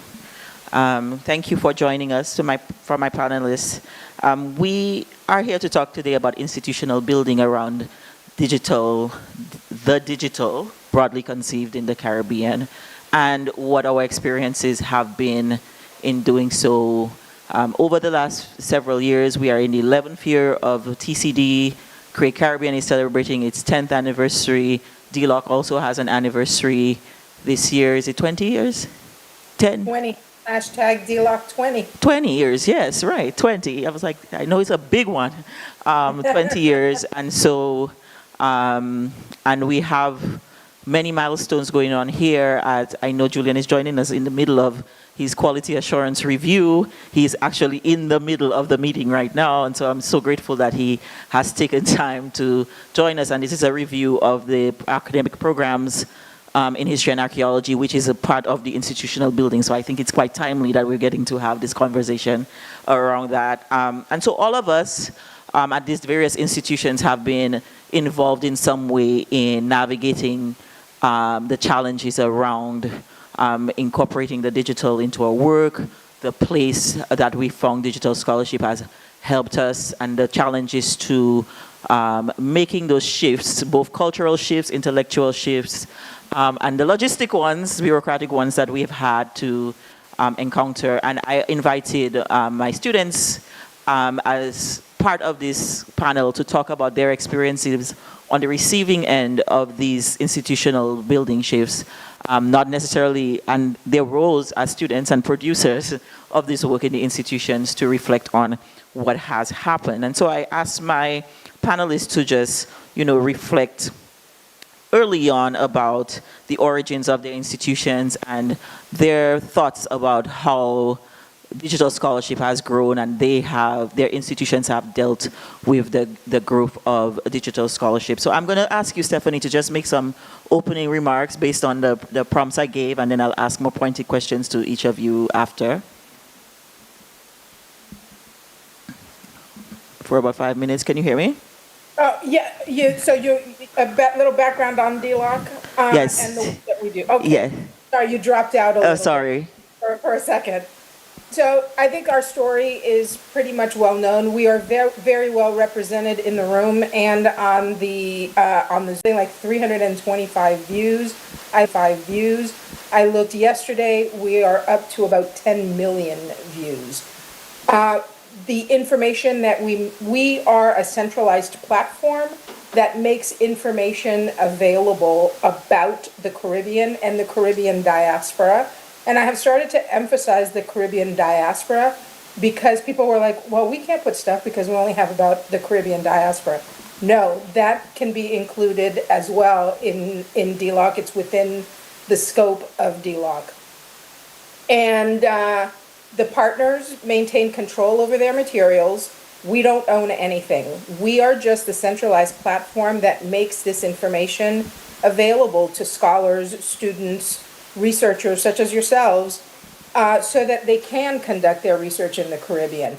And one of the obstacles that a lot of us face is it's not easy to travel or inexpensive to travel to the Caribbean. So having a centralized repository like DLOC makes that information more accessible. And I want to really give you all a shout out for making this conference hybrid, because that is very much a big step in terms of equity and inclusion, because people have limitations that prevent them from traveling, and it's a variety of things. We are right now in the midst of a big initiative revitalizing the digital library of the Caribbean, which is Mellon, funded by the Andrew W. Mellon Foundation. It goes through March of 2026. Advisory board for the OER. I believe representatives from the University of the West Indies in the DLOC family and working to build those relationships, which takes me to ask Julian to give some comments. When I joined the campus, I've been at UWI for a few years, but when I joined the campus last academic year, I was very excited to see that there was a digital history course offering, and at the time you were teaching it last year. And I wanted to, and I had students in literatures and English who were taking that class and were sharing with me some of the things that they were learning in that class that were in line with what I had been teaching elsewhere in digital humanities, with the intention of trying to do this work here. And so tell us a little bit about you're the head of department now. This digital history course is immensely popular that they offer it every semester. Tell us how that class has grown, what has happened. I know several faculty members teach it. Tell us a little bit more about that class and how it has helped with your institutional business. Jamaican cultural retentions as well as Jamaican social history. And I would like to also share some of my experiences from there, just with the disclaimer that I'm not speaking on behalf of the ACIJ, but I think some of those experiences will be very relevant. Now, in terms of the history department, digital history is part of a larger shift in popular history. So for instance, although I mentioned the digital history course at the undergraduate level, at the postgraduate level, we have revised our MA offerings, and now we have a program that's called the MA in Public History and Caribbean Heritage. And the digital is a very important part of that curriculum review. It is geared towards preparing persons who are working in the industry. A lot of our students come from the Jamaica National Heritage Trust. A lot of our students come from the various divisions of the Institute of Jamaica, like the ACIJ, JMB, like the National Museum Jamaica. And they have, either because of the recognition of the need or during COVID being forced to, have had to transition more and more to the digital. And so we see part of our role as preparing our students to go into those worlds, to go into those fields, to do things like prepare virtual exhibitions, to do things like document and research our cultural history, our social history, using digital technologies. At the undergraduate level, it's also, saying to students that in a way we're challenging the orthodoxy of the text, that there are different ways in which we can present history, there are different ways in which we can teach history, there are different ways in which we can research this history and leverage digital tools in the analysis of materials from the past. The digital history course is an introduction. It's one semester, it's undergraduate course. The students absolutely love it because it also allows them to explore their interest in history in different ways, to do assignments that are not the typical essay assignments. We still, do engage a lot in theory, but there is that very practical aspect to it that they certainly enjoy and that we think those skills are incredibly relevant. You said that the course is, oversubscribed. Each year we have to turn back students. But what's also interesting is that it's not just our history majors who are doing that course. We have persons who are, the majority of students in the course each year actually come from outside of department. and outside of faculty. So there are students from science and technology, there are students from the social sciences, there are students who have an interest in history, have always had an interest in history, and this allows them to take a chance to explore, but they also have an interest in these technologies. And we're moving more and more in that direction. We've introduced digital assignments in many different courses, but also at the graduate level, the final project that students have to do. Instead of just traditional written thesis, we now allow for a variety of different multimedia projects to be done. So that's where we are at. We don't have a landed campus in Dominica, and when I moved back to the Caribbean, that was a big part of the gap that needed to be filled in education. And I think Matt said something earlier about students always feeling robbed, that they never knew any of this before. And most of the work at Create Caribbean is with, by, and for students. And I have asked them here today. Luam, are you here? Luam was supposed to be with you first. Hello. Hi. In person, she was a teacher. She was supposed to teach at the workshop yesterday, but the airlines and the airport. But I've also asked them to be here. I asked Zama to join us if Luam had technical difficulties, because I want us to talk about, tell us about, and Zama is our very first intern at Create Caribbean, and now she is our programmer on staff, full-time. What has it been like from 2014 till now? What have you learned and experienced as you have watched very, very closely and participated in the building of Create Caribbean from when, you remember when we had no money and we had to clean out the TVs from the room? Tell them about that. What has that felt like for you?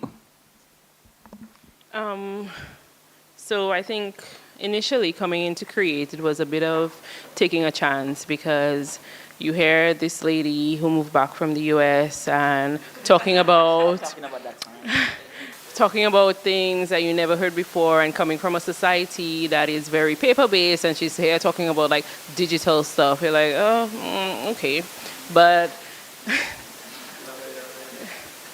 here we are. But I feel like it piqued my interest because I had an interest in technology, and I also had an interest in art and being creative. And that is one of the things that I think I really appreciate about Create Caribbean, and something that we started off saying, and we have a little more money now, so we have to be more careful with it, but it's okay to break things. So it created an environment where it was okay to try new things. It was okay to, with the little money that we had, it was okay to say, hey, Dr. Esper, I found this, and I'm really interested in this, and I would like to do this. And she'll say, okay, well, we don't really have money, but let me see what I can do. And then she'll give it to you. And I had an environment where I didn't have to be afraid to explore and to be creative and to try new things and to see and to figure out what I liked, right? And I think that's what kind of kept me at Create, even if we were not getting paid, and even if we were there for long hours, but it was the opportunity to figure out what you like and what you wanted to do in a safe space, right? So I left Create, and then I came back. But when I left Create, I moved on to me. It's a me thing, it's not a her thing. But I remember I almost turned down the job because I felt like, okay, I've been with Create for so long, but what I knew then might not be what I need to know now, and would I be ready? And I remember I called her crying, and she's like, but you got this, right? And the environment is still safe, and even if you may not know this at this moment, because thanks to Alex, we do Jekyll now, but when she brought it up, I didn't know what Jekyll was, and I didn't know what minimal computing was, and then she's like, oh, this is what we're gonna be doing from now on, and I'm like, yeah, but I don't know this, right? But coming back to Create, it was such a safe space to learn and to explore and to know new things. And as far as he is, Alex is always available when he decides to answer, but he's always there, right? And that's one of the things that I personally genuinely love about Create Caribbean. And even with, yes, I was a computer science major, but we had so many interns who were not computer science majors, and there was always a place at Create for you to do something with whatever it is that you're into. Okay, thank you. It's not my fault that they don't have confidence. I really tried my best. Okay, so Zama is still mad that, the money came after they grew up. But Luam was one of the students. Luam, you with me? Luam is a student who benefited from the CDSC project directly. She's the first cohort to complete. She's in the first cohort to complete under the grant. And I wanted to hear from you, Luam, about the structure. When Zam and them came on, it's just some kids who it was like the Breakfast Club plus me. And we really were figuring it out together. By the time Luam came around, we had a lot more structure. Coming in my first year working on such a large project. But I think what the structure of it, what it was like working on it and the structure of working on it, it's very, as Amma was saying, even though like a very on a grant, we have a deadline. Can everyone hear me, by the way? Say, like, I enjoyed working on projects throughout the course of my term working with Create because you were very free in figuring out what you wanted to talk about and doing the research on your own. It wasn't a thing where you were hounded to do the work. It was a thing where you got to explore and you got to work with your peers in order to create a very nice project that, you would be proud of in the end. And I think joining Create at my time that I did, I had a lot more opportunities, a lot more things to take from Create. Honestly, I've gained a lot through my experience with Create, working on projects, working on individual projects, working with partners, and then also being able to work as a teaching assistant. So I think the time that I came in, it was like, it could be seen as a little shaky. We took a little while to get our feet on the ground firmly, but it was a pleasant learning experience. And I think Create Caribbean is an institution where you get as much as you give. Yeah. Thanks, Luam. It's the jib, it's not the supermarket, right? So I do want to hear from my colleagues a little bit because, my students here are telling you, oh, it was so free and they could break things and everybody's happy and they just get to do whatever they want and I'm a gentle parent and all of that and they sound so nice and everything is happy, but for them to be gentle, somebody has to be bearing the hard knocks. And I want us to talk a little bit about the challenges that we face in institutional building, particularly for those of us working in the Caribbean, specifically at our various institutions and the sort of geopolitical and cultural things that we face. And Stephanie, I'm going to start with you. Working with Caribbean and sometimes in the Caribbean, but you're sort of on the outside of the Caribbean doing this work, working with Caribbean partners. Let us talk about when we started this grant, and I mentioned that in the note I sent to you, the goal was to improve time, structure, and support, right? That we had talked about this as part of the CDSC's main goals, why we wanted this money, that there was a gap in that in the region and we wanted to improve on that. You, I'm sure, have experienced that with your partners. What are some of the challenges that you navigate as you work with Caribbean-based partners? How do you... The global north, a better understanding of what our partners are going and the help that they need from us. So I often tell them when I speak with potential partners and partners, I am from the Caribbean, but I am no longer of the Caribbean. Because I sit here in the United States, at a very well-funded institution, and if my internet doesn't work, I just call the company and I tell them, you better fix my internet. And that is not the same, that is not their lived experience. So, and I try to recognize that when it becomes difficult to get information from them. I try to give them we try to give them a lot of leeway. And we work really hard to meet the partner where they are at the moment. So if we ask for very specific metadata points when we're uploading their information into our website, And if they can't provide as much of the information as we are asking for, we work with them and, meet them where they are. Some of them want to do metadata in multiple languages because they want to make it accessible to their communities. And we will work with them in terms of that as well. So I think that one of the bigger challenges is sometimes understanding and recognizing that the lived experience of somebody in a large, well-funded university in the global north is different from that of somebody in the Caribbean in an institution in the global south that's not as well funded. So, like I said, we do try to be very understanding of that and recognize that. That's also, I think it was I don't think it was Luam, but I think it was one of your Create Caribbean folks who mentioned about the learning about low bandwidth.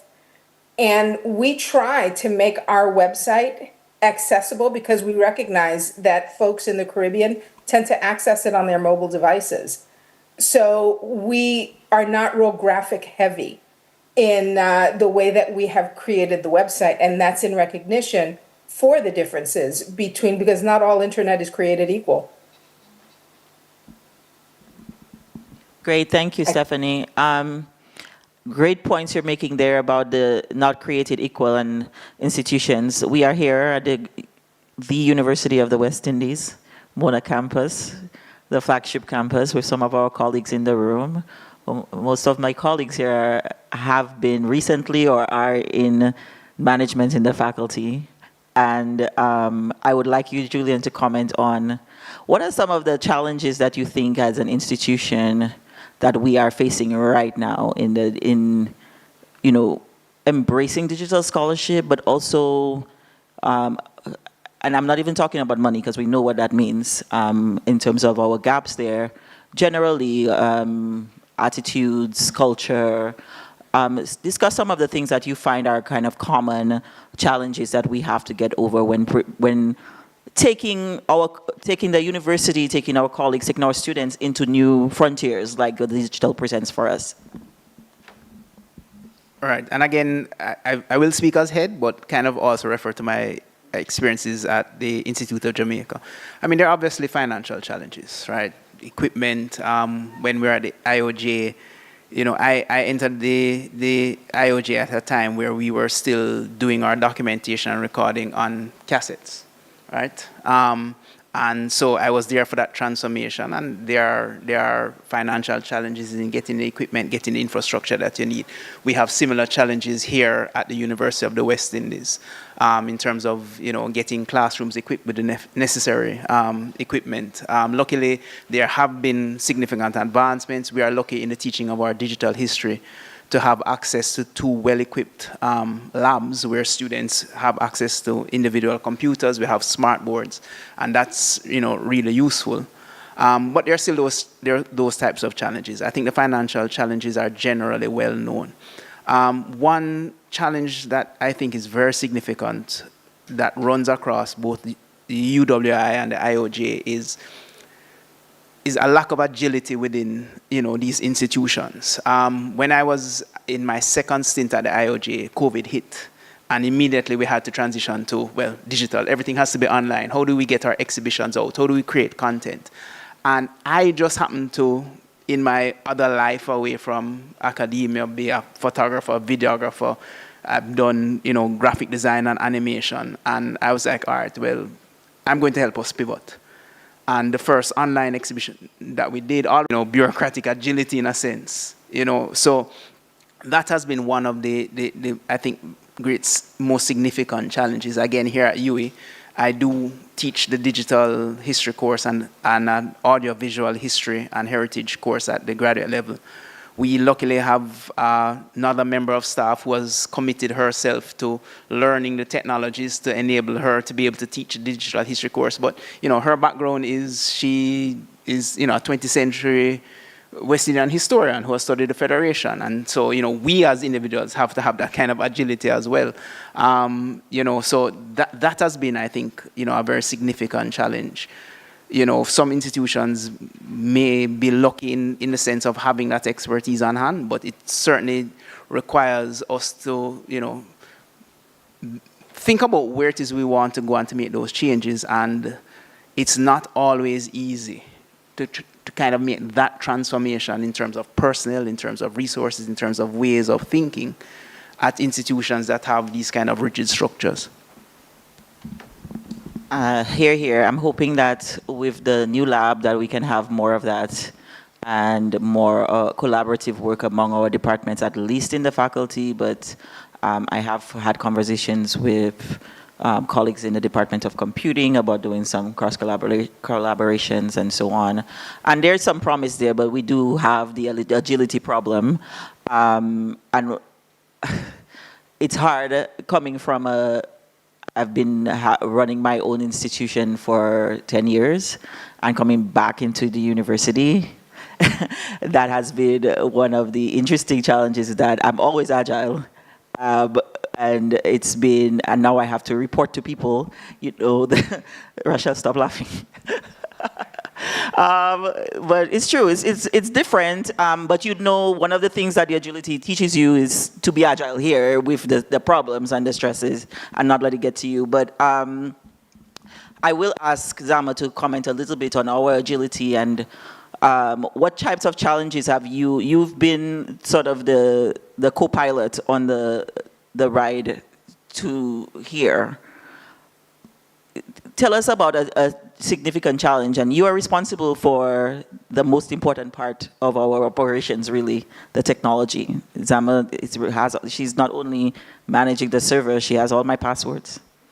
For all the things, I can't get into anything without her, or do anything at all if she says no, or she's, disgruntled, hence why she's so happy. So as the person responsible for tech, I know you mentioned Jekyll before. What are some challenges that you've seen us get through in terms of access, resources around technology, and making it possible for us to do the kind of work that we do? And what do you hope to see us do with technology in the future? I would say one of the major challenges that I see we get is with the interns and the new people coming in, to get them to understand that, yes, in Dominica, we may be stuck in a paper-based society. It's okay to move away from that. It's okay to be different, even if you live and exist in that society. What's the other question? What do you want us to do? Ooh. What's your dream? Oh, wow. My dream thing? Yes. While I think that at Create we do have somewhat of an impact on the society in Dominica and I guess now in Jamaica, I still feel that no one really knows what Cray Caribbean does or who we are back home. So when we go somewhere, for example, and we go with our shit, everyone's like, oh, what is that? And then we say, okay, it's a research institute. And the next question that we get is, oh, what you're researching? And then UN kind of gets upset because UN has to explain every time, research is a method, right? And it's not a thing, like we're not researching a particular thing. So I think it would be nice to see that we can educate the public on what exactly is digital humanities and how it will be beneficial to them, especially I'm talking for Dominica, but you're all over here, but in Dominica. Thank you.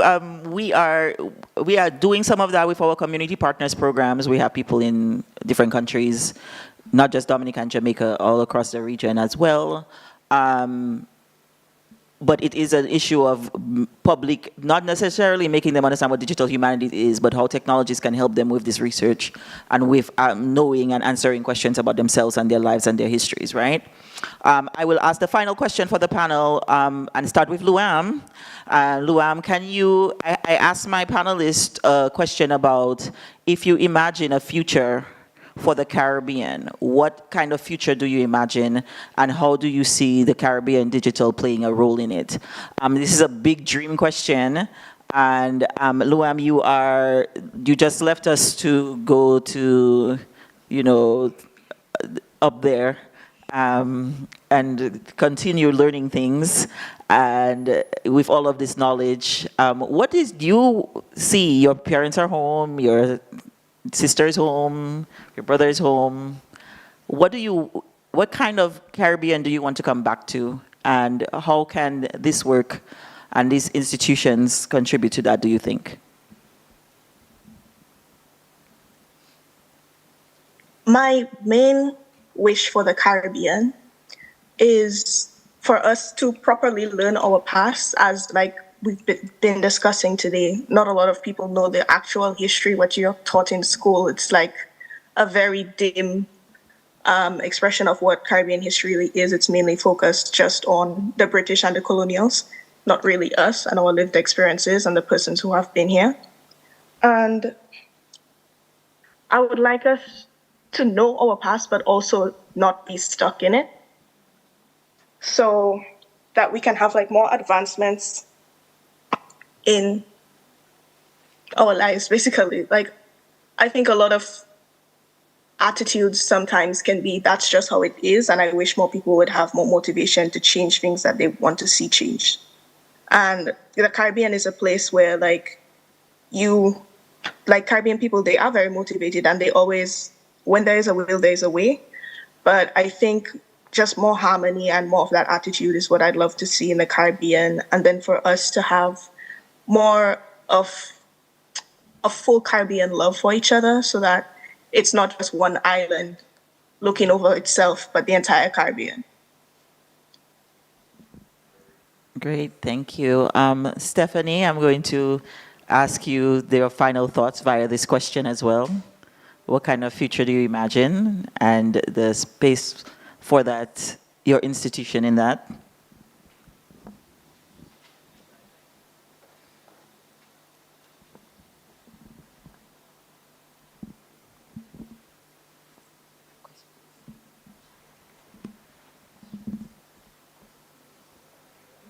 Is Stephanie gone? Oh, she has to drive. Okay, we're going to move to Julian. We started our panel a little late, and Stephanie has a time crunch. When I saw the prompt from you, for this particular prompt about future, it reminded me of there's a slide in the digital history class that I present to students. It comes from a kind of foundational text in heritage management, Tilden's Interpreting Our Heritage. And in it, he imagines a conversation between Archimedes, the mathematician, engineer, and Diogenes, the cynical philosopher, where Archimedes says, if you give me a lever long enough and a fulcrum, I can move the world. And Diogenes replies, why would it be better off somewhere else? Want to go, and be aware that a lot of times digital, as much as it solves problems, also creates many. And from my department, I'd like to see some of the scholarship, maybe somebody doing a research degree, start to look on those issues of, we've had 20, 30 years of digital, So for my department, for my discipline, really, that's one of the things that I'd like to see us doing, not just investing time in teaching the technology, but also now beginning to more and more reflect on, okay, what are the transformations that we have brought about? I mean, the points made by Loam about, empowering people to study their own history, present their own history, change the way we represent our heritage in the various institutions, all of that is incredibly important, and the digital plays a very important role in that. But while we're doing these things, we have to be constantly reflecting on, as we're moving, where are we moving to? Do we want to be here? What are some of the challenges that are presenting? So I'd like to see that type of scholarship, speaking specifically as a historian. Great, thank you. We have a couple minutes if anyone has thoughts or questions for the panel. I want to just support Julian's comments here and say, everywhere you go, there you are, and we are Caribbean people. And it is, I say to them, she just made a noise because I say it to them all the time. Everywhere you go, there you are. You can change the situation, you can change the environment, you can change the technology, you can buy the fancy tools, you can have all the money Mellon gave us, but you are still here and responsible for yourself and your history and your work and the attitude and the reflection, right, on how we got here is still up to you. And I think part of the institutional building thing is remembering we are here and we are the ones who are responsible for this, right? And we are the ones we've been waiting for, like June Jordan says. So we can, I don't know if Stephanie's back, but we can start seeing if we have a question or two. Actually, I am back, Okay. and invisible, but back. I actually agree with what everybody said. Is, you know, the big dream for the Caribbean is for us to come together and work together, because when we work together and present a united front, we are stronger. And also for folks in the Caribbean to tell their own stories, to expand the narratives that exist about the Caribbean. So I'll leave it there so you can ask questions. You can get questions from the audience. Great, thank you.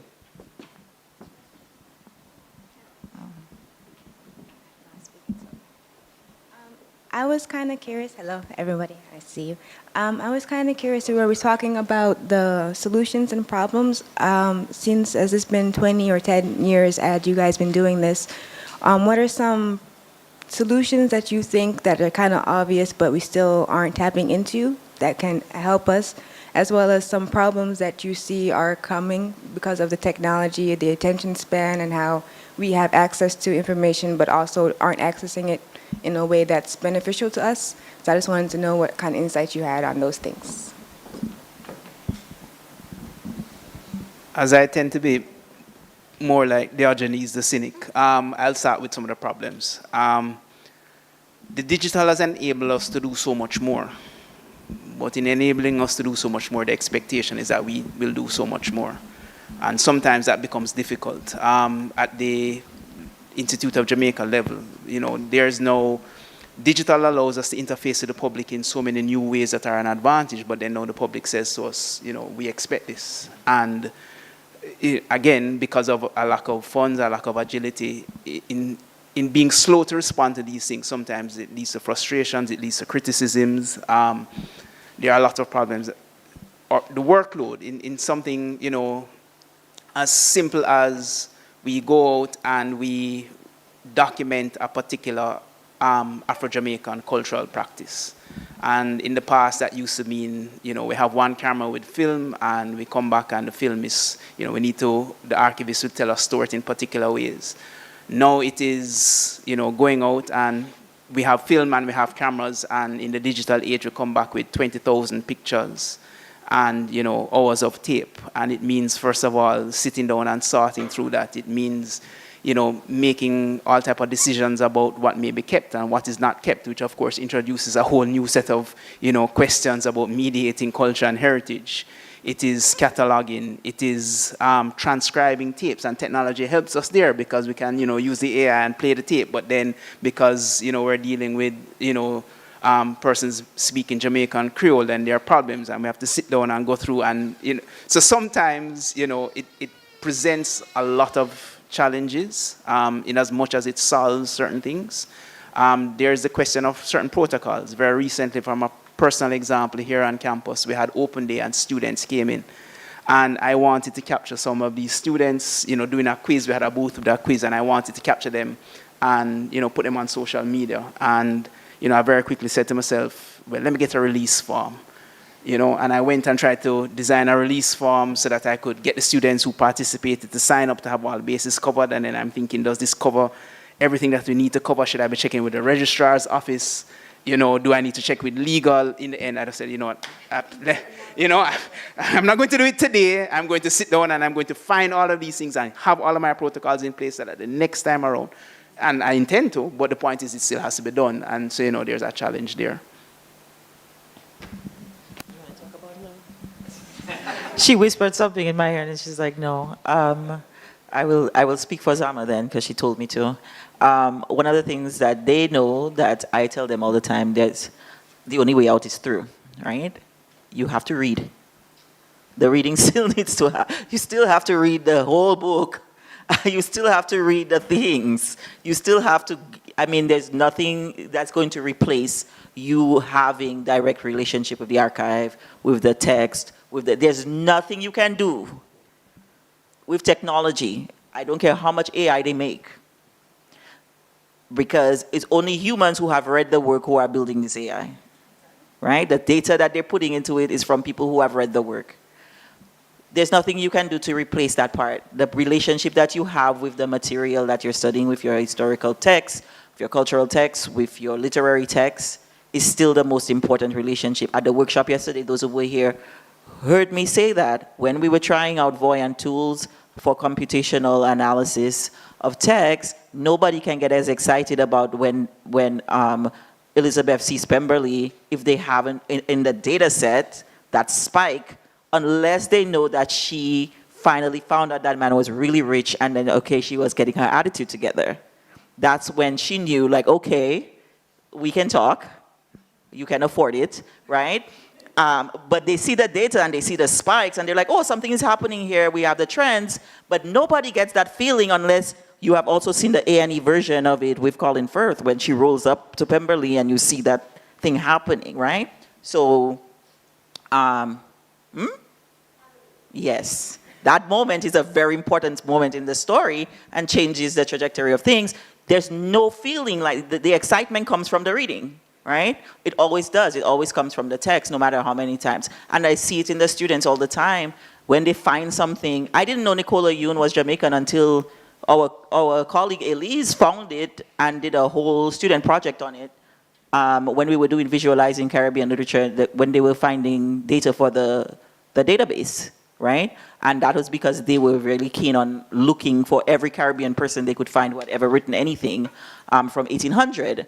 There's nothing else like that. And so I think for me, in terms of problems, solutions that are right there that people often overlook with technology is you still have to read, including our students. And we talk about the neurology thing, but also problems around that is, yes, the neurology is a problem, but we also want to change our relationship our students have with the text so that they don't feel it culturally is now a burden rather than an invitation, and we want to change that culture in our classrooms by our own enthusiasm. Right. Just two short questions. Thanks to everybody. One is, have you seen, particularly here at UEN, what you're saying, Julian, a kind of interdisciplinary connection around digital history, digital humanities that gives it support? Because you mentioned the sort of way in which it's framed in the department, but I'm also wondering if outside of the department there are networks being built with other departments, cross-faculty possibly, that are helping to enhance it. And the second question for all is, what sorts of projects on the Caribbean do you find your students wanting to do? The question that you asked, Shaila, about the dream of the panelists, I wonder what kinds of dreams you're getting from your students in terms of focus on the Caribbean that they'd like to develop projects on. To answer your first question, there are certainly conversations and there's a tremendous amount of potential. There is a tremendous amount of, I see my fellow colleague head, Dr. Griffin, from Department of Library and Information Studies, and we've already had conversations, and there are natural synergies between history and heritage management and, archives and library and information systems. We've recently had conversations with persons from the Department of Government about, a potential museum project. There are discussions with the Department of Geography and Geology. Next year is Dr. Dexter Peters, who I think was on your panel earlier, and, he is thinking about things like, map work, GIS, the application of those things, and, discussions have started. I will say that we're trying to catch up, right? But there is certainly a recognition on my part and on the part of a number of the colleagues that I've spoken to that there is this tremendous interdisciplinary and collaborative potential that the digital offers us, and we definitely want to explore it. The second question. Can you run that question back? Oh, the students. Yes, you were asking me about the students. They want to do everything.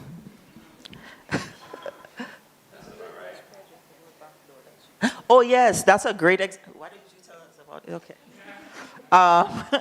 So we have a student in Dominica who wanted to do a project on what we call in Dominica, but you all know this phenomenon, what we call the backdoor phenomenon, where Caribbean people travel to other Caribbean countries off the books on boats, right? So we have the Haitians coming into Portland, a lot of Dominicans going to Guadeloupe and Martinique, and St. Lucians going to Martinique, and Dominicans going to Antigua, people from going to the Virgin Islands, British Virgin Islands, and taking the boat to the US Virgin Islands. And she was very interested in tracking, because this is such a big part of our culture. Particularly, you have, I think Biju's father is from Guadeloupe or something like that. And so she has a specific interest in it because of how her father's family ended up in Guadeloupe, from Dominica going backdoor to Guadeloupe and staying there over a few generations. And that was one of the projects that I didn't think about, because we talk about migration in sort of these formal theoretical ways. We talk about the histories of colonization and the people who came, like the textbook, we talk about the people who are coming. And we talk a lot now in our context about people who are leaving. Dominica has about twice the population outside of Dominica as it has inside Dominica. So we are always reflecting on how to stop the migration out. And that was a particular angle on it that I didn't think about, that was really, really interesting. And she just didn't have the data to do at the time, but I really wanted her to follow up on that because she was so excited about it. And they come up with, and the reason she came to that project was because of how we were working on issues of Caribbean space and place and geographies, and thinking about these keywords. Kelly had done a project recently that, what year was the keywords project? It's still going on. It's still 2020 in the COVID TCD, and that inspired us to do one on keywords about geographies in the Caribbean, and that's how she started thinking about how do people get from place to place and why, right? And so that's one example of the way that they are really thinking sort of in these little spaces that us as academics are not necessarily the front. I really see my students pushing me to think about, the popular of St. Lucia and how it was sort of rebelling against diverse places with their thinking around this. I think we have time before lunch, yes. Yes, Stephanie, please. I think it was Matthew who asked the question about the cross-disciplinary and also what students are looking for in their DH projects. I can say, and Dex now can speak to that as well, in the OER, the Open Education Resources submissions that we are getting at DLOC, many of them are quite cross-disciplinary.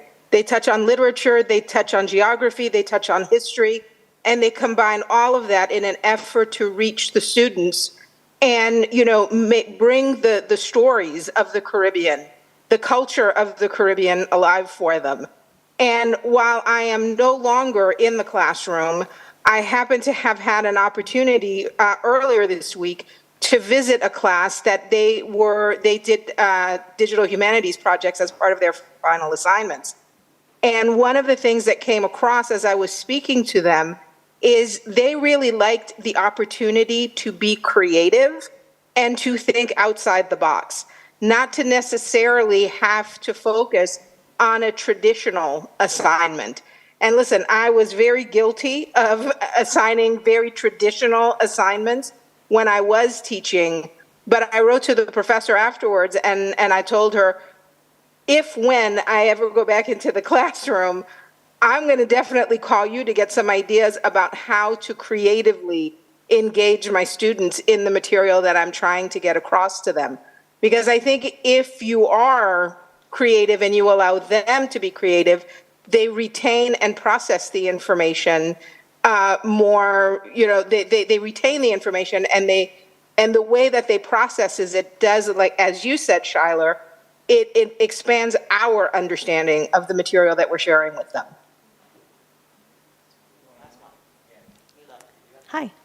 Thank you so much for the work that you do and for sharing your experiences. I'm actually piggybacking on what Stephanie was saying about bringing those dreams from our students in an academic setting and letting them be creative through digital humanities. Creating assignments is certainly, we have enough models now to make something that's critical and engaging, I'm worried about evaluation tools that Yeah. are from the Caribbean. We share pools, and we pool resources and we share resources. We have syllabi that we can, take inspiration from. But it's hard to find evaluation tools that are from the Caribbean so that we can justify what we do in the classroom in an academic setting, especially when it's hard to appreciate what we do or to adopt it on a department level, right?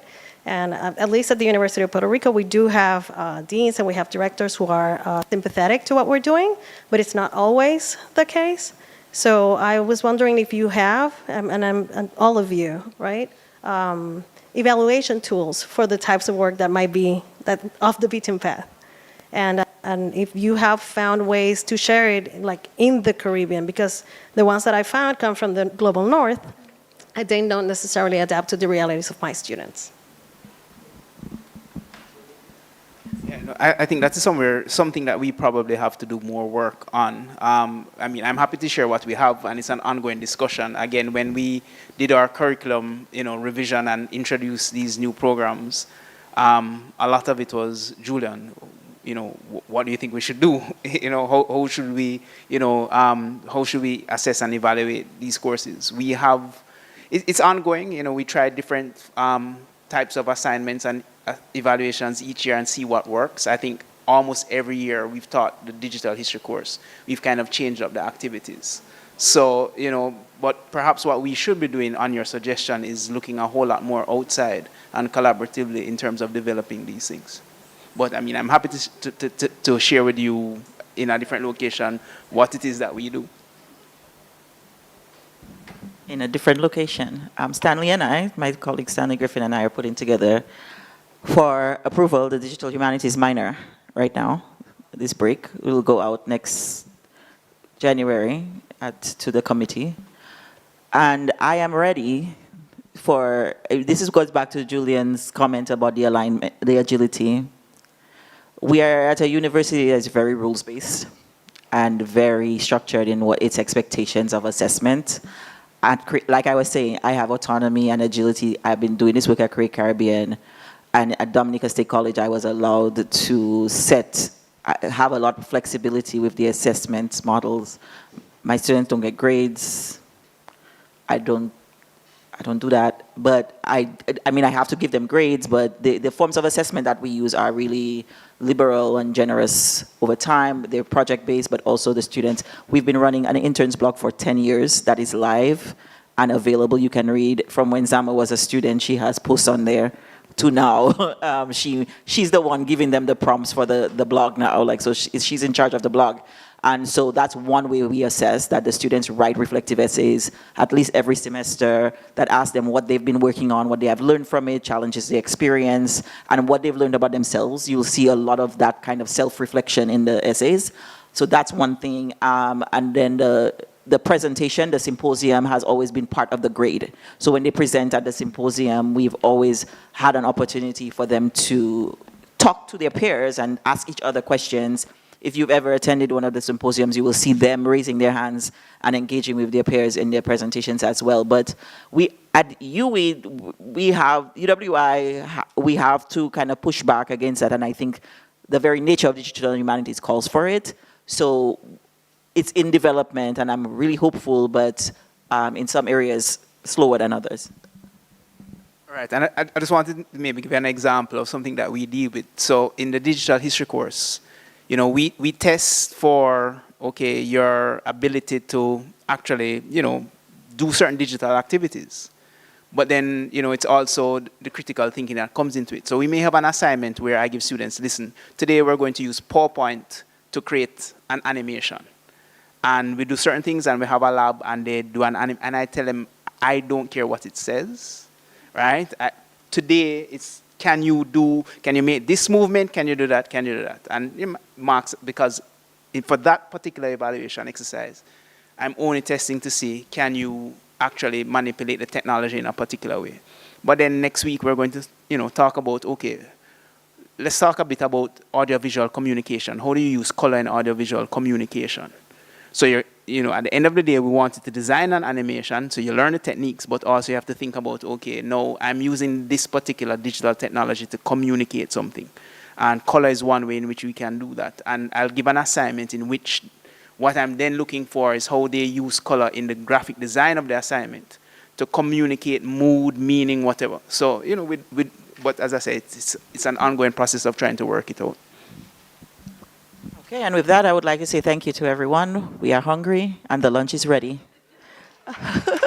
So thank you to everyone, Luam, Stephanie, Zama, and Julian for your words. And we will reconvene at 2:30.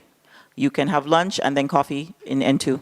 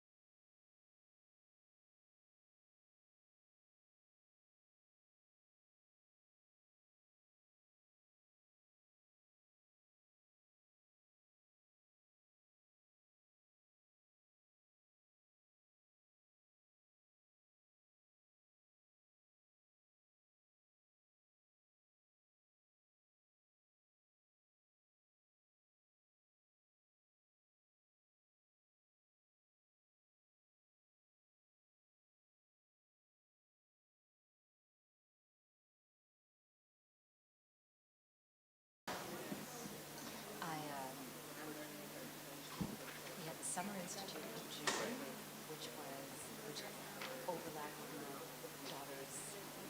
two daughters' spring piano recital, and tomorrow is their winter piano recital, so it's like kids. Yeah, I mean, it's real. So literally, it's just so curtailed by that because I need to bring like a temporary play her at the time, and then time for afterward. So she's at 15 and she started musical. So she's good. Yeah, she's good. Yeah, she's good. I wish I stopped it. It's a whole other language. It's really an amazing thing to do. My husband plays it very, very well. It's just such a lovely thing to just be able to sit down with an instrument and just let yourself go. I feel like for others pianos, that's not that. I really get it. Oh, thank you. For some reason, people find this how much boppers the hell out of me except when it's Except when it's piano. Yeah, it's for the best. It's popular. Yeah, I went to college and I learned a lot about the color groups, and it was just like, it's 7:30. Don't need a diamond. You don't need your like. We don't need a barber shop quartet right now. Lionel It's like Richie. the Yeah, get out of here. No one likes this. No one wants this, really. No one wants this.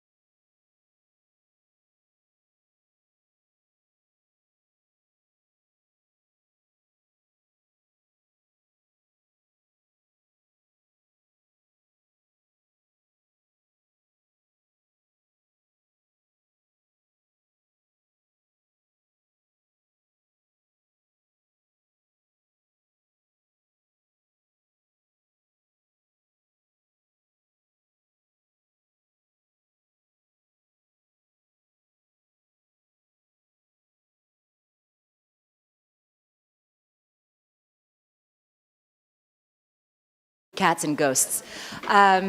So welcome to our third and final official panel for this year's Caribbean Digital. I will echo the thanks of so many, but you can never say thank you enough. I don't know that we have thanked you, Dr. Schuyler Esprit, and that seems in order, yes. And this won't be the last thanks, but I did want to personally say thank you and on behalf of all of us.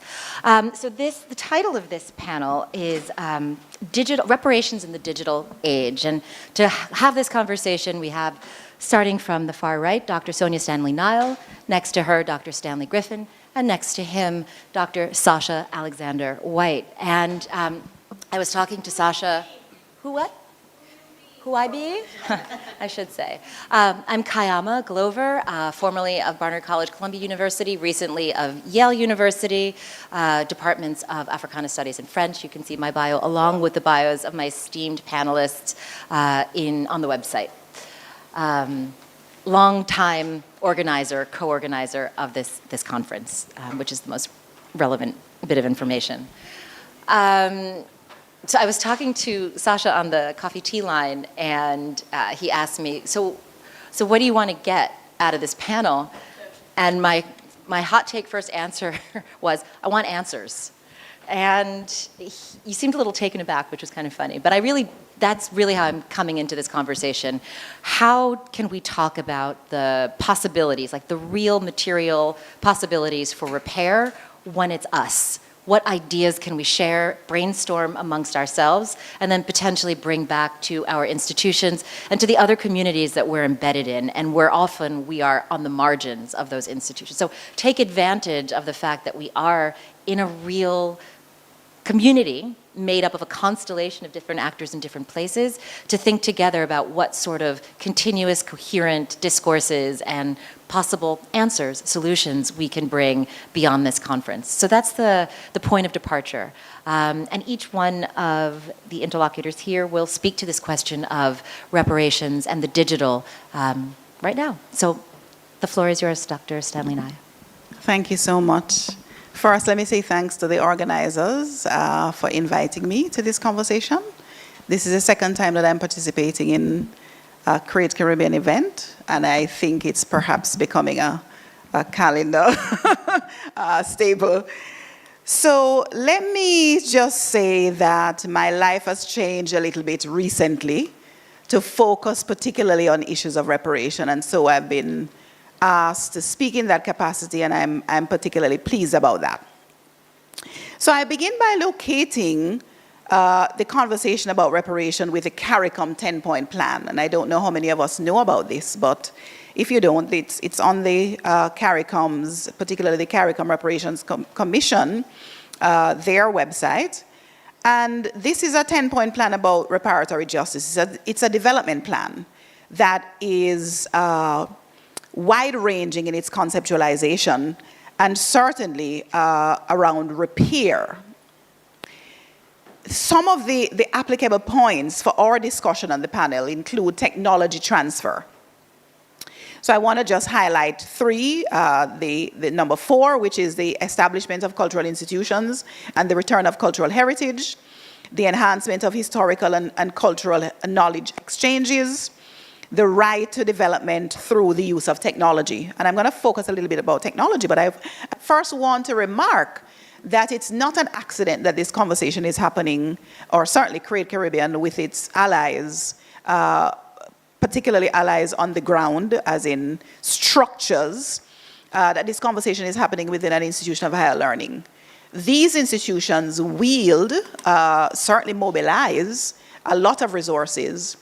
And there is need, therefore, to think about universities, spaces that mobilize so much in terms of resource, human capital, in fact, as spaces of activism. And I'm getting goosebumps as I talk, because inherent in the understanding of an institution of higher learning which mobilizes a tremendous amount of assets and resources, we want to center activism in a different kind of way. So what does an institution of higher learning look like if its mandate from the get-go is in fact activism? An activism towards repair, activism toward a deep sort of interdisciplinary conceptualization of reparation. So I wanna just begin with that. But when we talk about reparatory justice, one of the more, let's say, immediate concerns become artificial intelligence, and I'm sure you've all been talking about this for the whole day. But let's look at the ways in which artificial intelligence, the kinds of extractive technologies that reinforce white supremacy in some cases, reinforce disruption of even conceptualizations about privacy, disrupt the balance between machine and human. I want to center that as well. Are we moving more towards the cyborg, or are we moving more towards the human? When we talk about AI, centering those concerns become important in considerations around reparation and the digital age. Because the same humans at the heart of these technologies are the same humans that in former, let's say, centuries, it's their ancestors who would have inflicted quite a bit of the tragedies that we've noted over these past centuries. So we want to take note of that. The humans haven't really changed. Our concerns about power haven't changed. Our concerns about how we relate, to whom we relate, where we relate, and in what media, those concerns have not changed. So I wanted to center that. But let's talk a little bit about what institutions like the United Nations, another one which wields a lot of resources, and one in which we all, through multilateral, bilateral, whatever kind of arrangements we have in the structures that we call states, there's quite a bit of investment because many of our home countries are signatories in relation to these organizations. What is the United Nations doing? How is the United Nations functioning to change these kinds of narratives and discourses around things like reparation or reparatory justice? And so I want to highlight the UN Special Rapporteur on Contemporary Forms of Racism, that thematic report on artificial intelligence and racial discrimination recently released in 2024 here. It gives some interesting insights about generative AI in a kind of, let's say, acknowledgement of possibility, the way I would want to phrase it. That generative AI is changing the world and has the potential to drive increasingly seismic societal shifts in the future. And I'm quoting here Ashwani KP. So those seismic shifts are coming. Are we in the context of a consideration about repair, centering or conceptions about these seismic shifts? And so I wanted to raise that UNESCO also, the Caribbean Artificial Intelligence Policy Roadmap, was just also shared. There is positive implementation of AI, what it concludes in areas of culture and creativity, governance and transformation, upskilling of education, and resiliency, as well as sustainability. This university as well just announced the establishment of the International Development School of Justice, which is centered on fulfillment of the Sustainable Development Goals. It is what I'm talking about in relation to institutions of higher learning and how they must become accountable to the balance we must find to remain humans. So I'm really saying that our concerns about reparatory justice in a digital age, really, are they that different? Are they really that different from concerns about reparatory justice in a non-digital age? Because I am, in the context of my remarks, centering the human again. That the balance of these intersectional identities that we know exist in non-digital and digital, the digital age, they also are of concern to us. So reparatory justice concerns relate to the technology, quite clearly. Digital museums, I want to touch a little bit about this because then we're smack again into large institutions that wield a lot of power and mobilize a lot of human resources. So let's talk a little bit about digital museums and reparatory justice. What implications are there with power of preservation and storage? The age of digitization bridges the most significant gap between peoples of African descent, I'm suggesting, and their history, issues of accessibility. The National Museum of Jamaica, for example, the sugar exhibit we saw as one of the very first virtual exhibitions. The National Museum of African American the National African American Museum of History and Culture. Also, we see there the ways in which there's mobilization around what is experienced digitally. Community digital exhibitions also, they're popping up and emerging in more common ways. Also, with so much of our indigenous materials and artifacts housed in the United Kingdom, for example, if we're talking about Jamaica, or the Netherlands, these colonial powers, that still wield a lot of influence over the very materials we need to have for ourselves. So what does reparatory justice look like in a digital age? Balancing the scales in relation to access.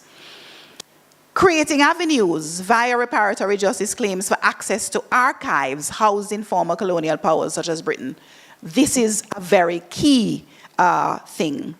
Institutions that have pledged reparation have been specifically focused on digitizing their collection for better access, but not necessarily for better access by those who were documented. So these are some of the issues. Who has the power to make decisions also about reparation in the digital age? Isn't it the same colonial powers that we're referring to? So we have some contradictions that we need to also confront. Certainly, this is important. I think I'll just pause there and leave some of the space for conversation.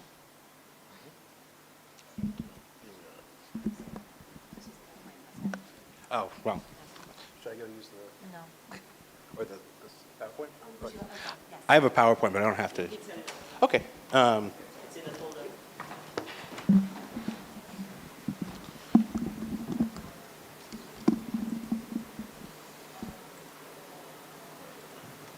It's the A white.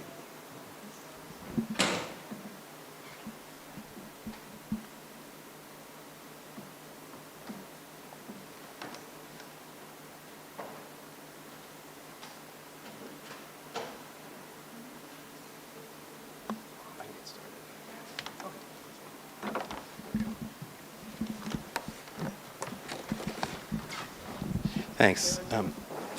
Oh, yeah. So I'm going to talk a little bit about my own experiences, to some extent, being moved or finding myself involved in both thinking about reparative justice from the perspective of digital work, digital humanities work, and the curation of digital collections, but also that transferring in some ways and in complicated ways into conversations fundamentally about evidentiary-based financial and remunerative reparations. How do questions of reparations affect how we approach digital collections and historical research? Sorry, that got a bit whiter on the corner than I expected.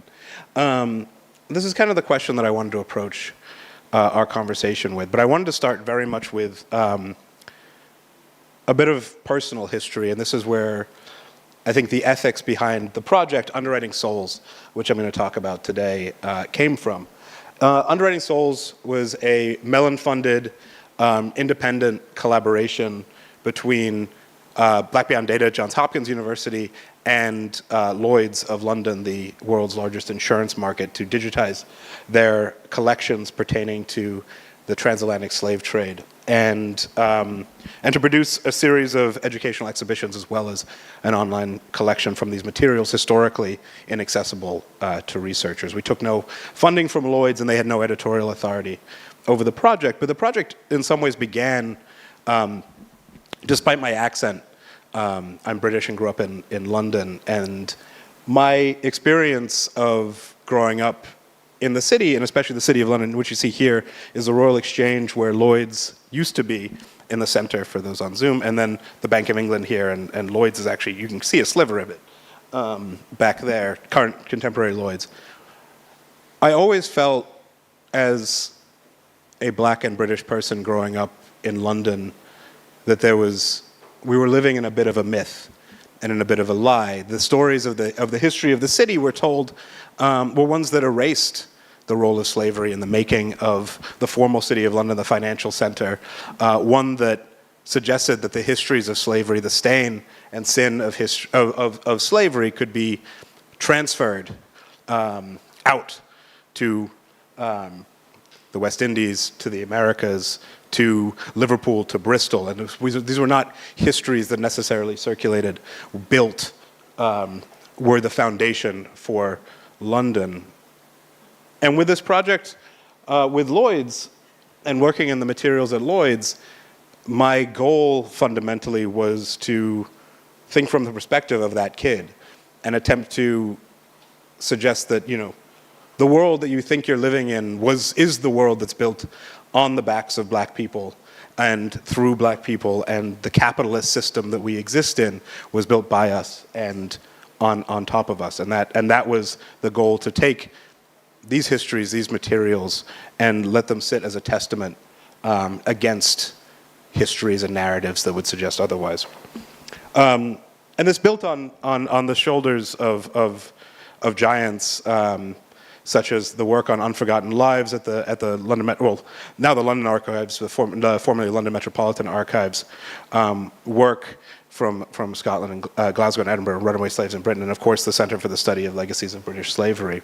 And we came at this work at a particular time when, in 2021, when the murder of George Floyd at the hands of police in Minneapolis led to an interesting reckoning across Britain to explore and engage more deeply with its histories of slavery. And Matt and I talked about this morning. So in many ways, this project, I think, was only possible for those reasons. What we produced was a series of an online collection made up of materials that can be accessible on underwritingsouls.org, as well as a series of 9 exhibitions, as well as a poetry and artistic volume edited by Boyega Odebanjo and produced by artists and poets from Ink, Sweat, and Tears and Spread the Word, 2 collectives, the 2 arts and culture collectives in the UK. And this is our team, Eliza Zimmerman and PR Seth, and myself, as well as the amazing team at the Johns Hopkins Sheridan Libraries, who made all the digital aspects of this come alive. When Underwriting Souls launched in November of last year, it produced a groundswell of press, some of which I think importantly, while suggesting that the reckoning was coming, like the Telegraph, the reckoning was coming for the City of London, others, such as The Guardian, suggested that the work failed to settle heated questions about reparations and slavery, reparations for slavery from the City of London, from Lloyd's in particular.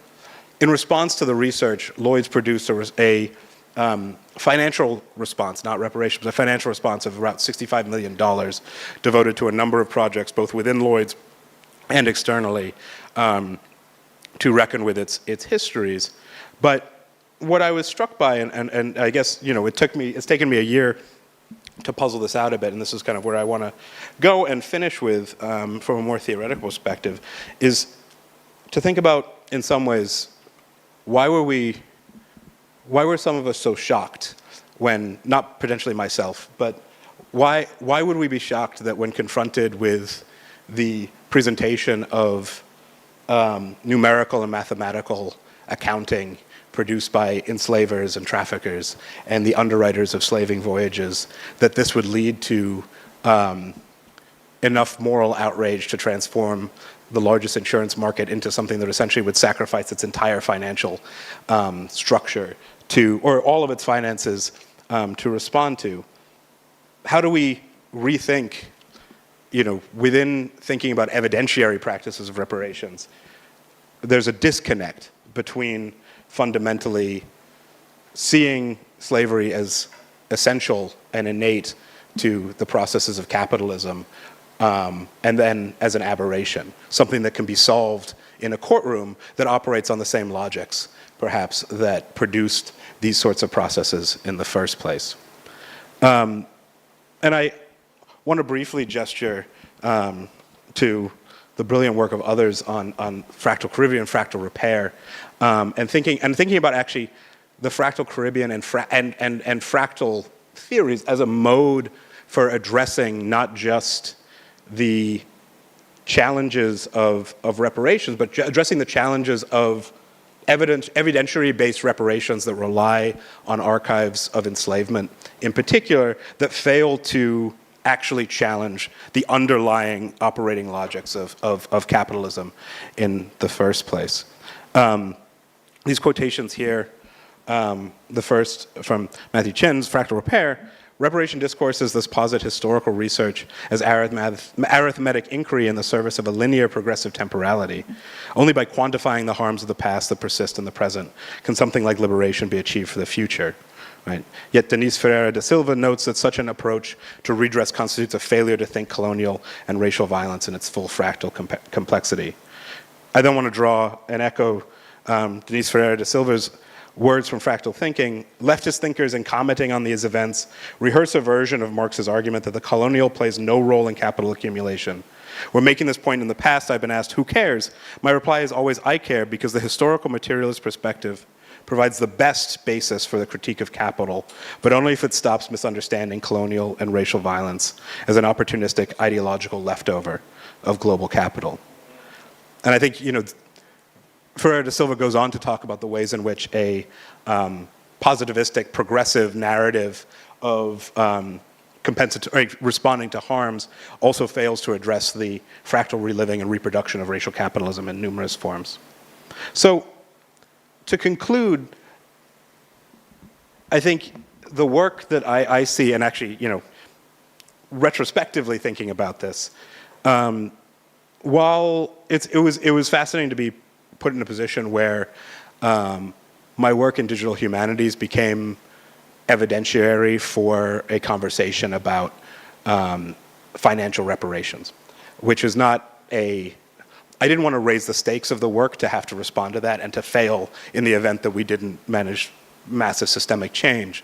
But at the same time, I think the work in digital humanities, our work that we do, without presenting, if we present financial materials, if we present slave ledgers, if we present risk books simply as such without fundamentally challenging the racial capitalist assumptions undergirding them, we don't create the conditions whereby ideally in the future we could see the sea change such that reparations conversations actually take down capitalism and racial capitalism most specifically, right?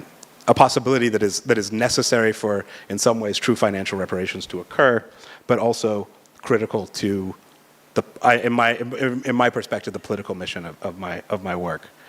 In the UK, there are more corporate archives engaged in research. Barings Bank, Barclays Bank, the Bank of England has done this work, and others. And I think this question of how corporate archives can be used and explored to refuse histories that would negate their role and the central role of their work in the maintenance and production and perpetuation of slavery and the transatlantic slave trade is critical. So I might have gone a little over time. I want to stop there. But thank you so much, and I really look forward to questions.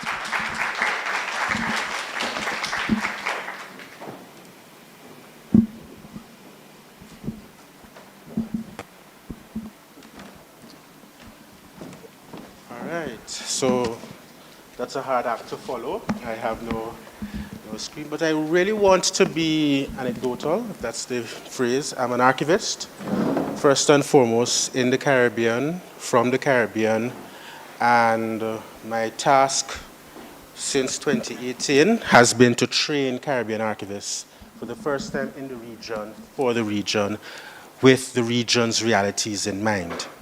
And so when I think of the phrase of archives and reparations in the digital age, I want the conversation to be very pragmatic, very practical, because quite frankly, the realities are real and the questions are real. So I really want to piggyback off of, you validated my questions with your entry statements, because a lot of I come to this conversation, let me be very frank,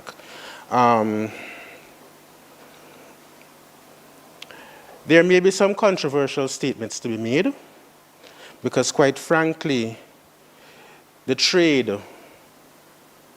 the colonial passage is still happening. I've argued elsewhere that the triangular trade that shipped humans and goods is now still happening where our information is concerned.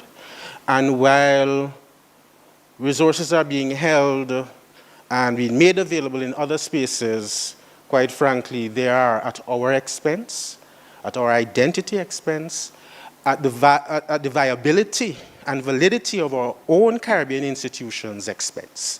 I've said elsewhere, and I'm being very frank, our national archives, our regional archives, our libraries, and even our museums are becoming shells because of the digital age. There is a survey, a protest letter being circulated around about one of our institutions here about the issue of access. If persons arguably from outside the region can't have access, or home institutions are seen as problems. I've had experiences where a national archivist had to validate their own positioning because an external institution, not connected to the region, but having a vested financial interest in the content of the region, had to prove to their permanent secretary that the decision to restrict unfettered access through the language of digitization is indeed to protect cultural, national memory of that particular territory in the region. So this is nothing theoretical or abstract for me. All right?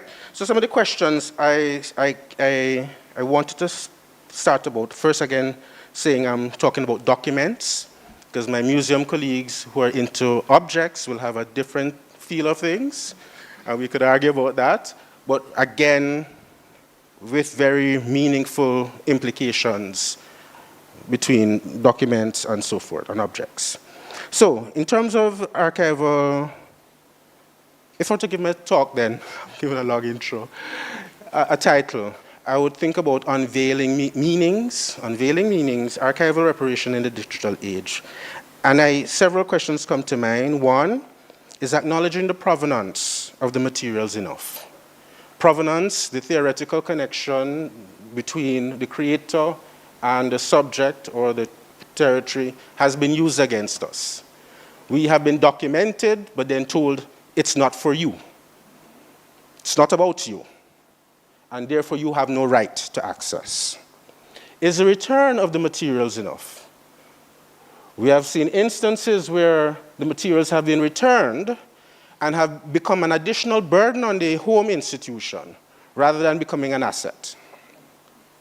We have seen instances where digitization has occurred and the home institution that allowed for the digitization to take place have no digital access to their own digitized assets. We just had a conference, an archival conference here a few weeks ago, late October, and there was an instance spoken about of, I don't want to call the nation's name, but a particular European territory went to a particular Caribbean territory that did not have an overt connection to a particular small institution, agreed to digitize, transferred to the European institution, left no digital copies, placed the digitized assets in a open, they pay by fee. It's open source for a while, but you have to pay a paywall after a few months it's coming. And so what has happened, the question of preservation, we're preserving it for you. But in the long term, you have no access to it. And the institution remains poorer, having lost not only their materials, but their nation's patrimony. What has changed, and I like what Dr. Stanley and I said, what has changed in the thought process, re-archival materials and reparation given the digital age? Because quite frankly, and if it quacks like a duck, looks like a duck, chances are it has very much duck-like features, right? I have argued elsewhere that the colonial power has gone online. They're no longer using guns or money. They're using the digitized, the digital.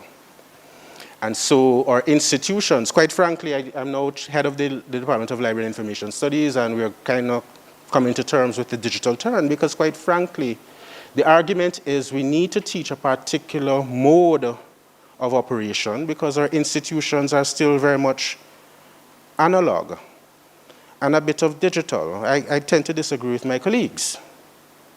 But the reality is, if we are continually in a situation where we are providing access to our materials by others, external, to do the digitizing, our institutions will never become digital.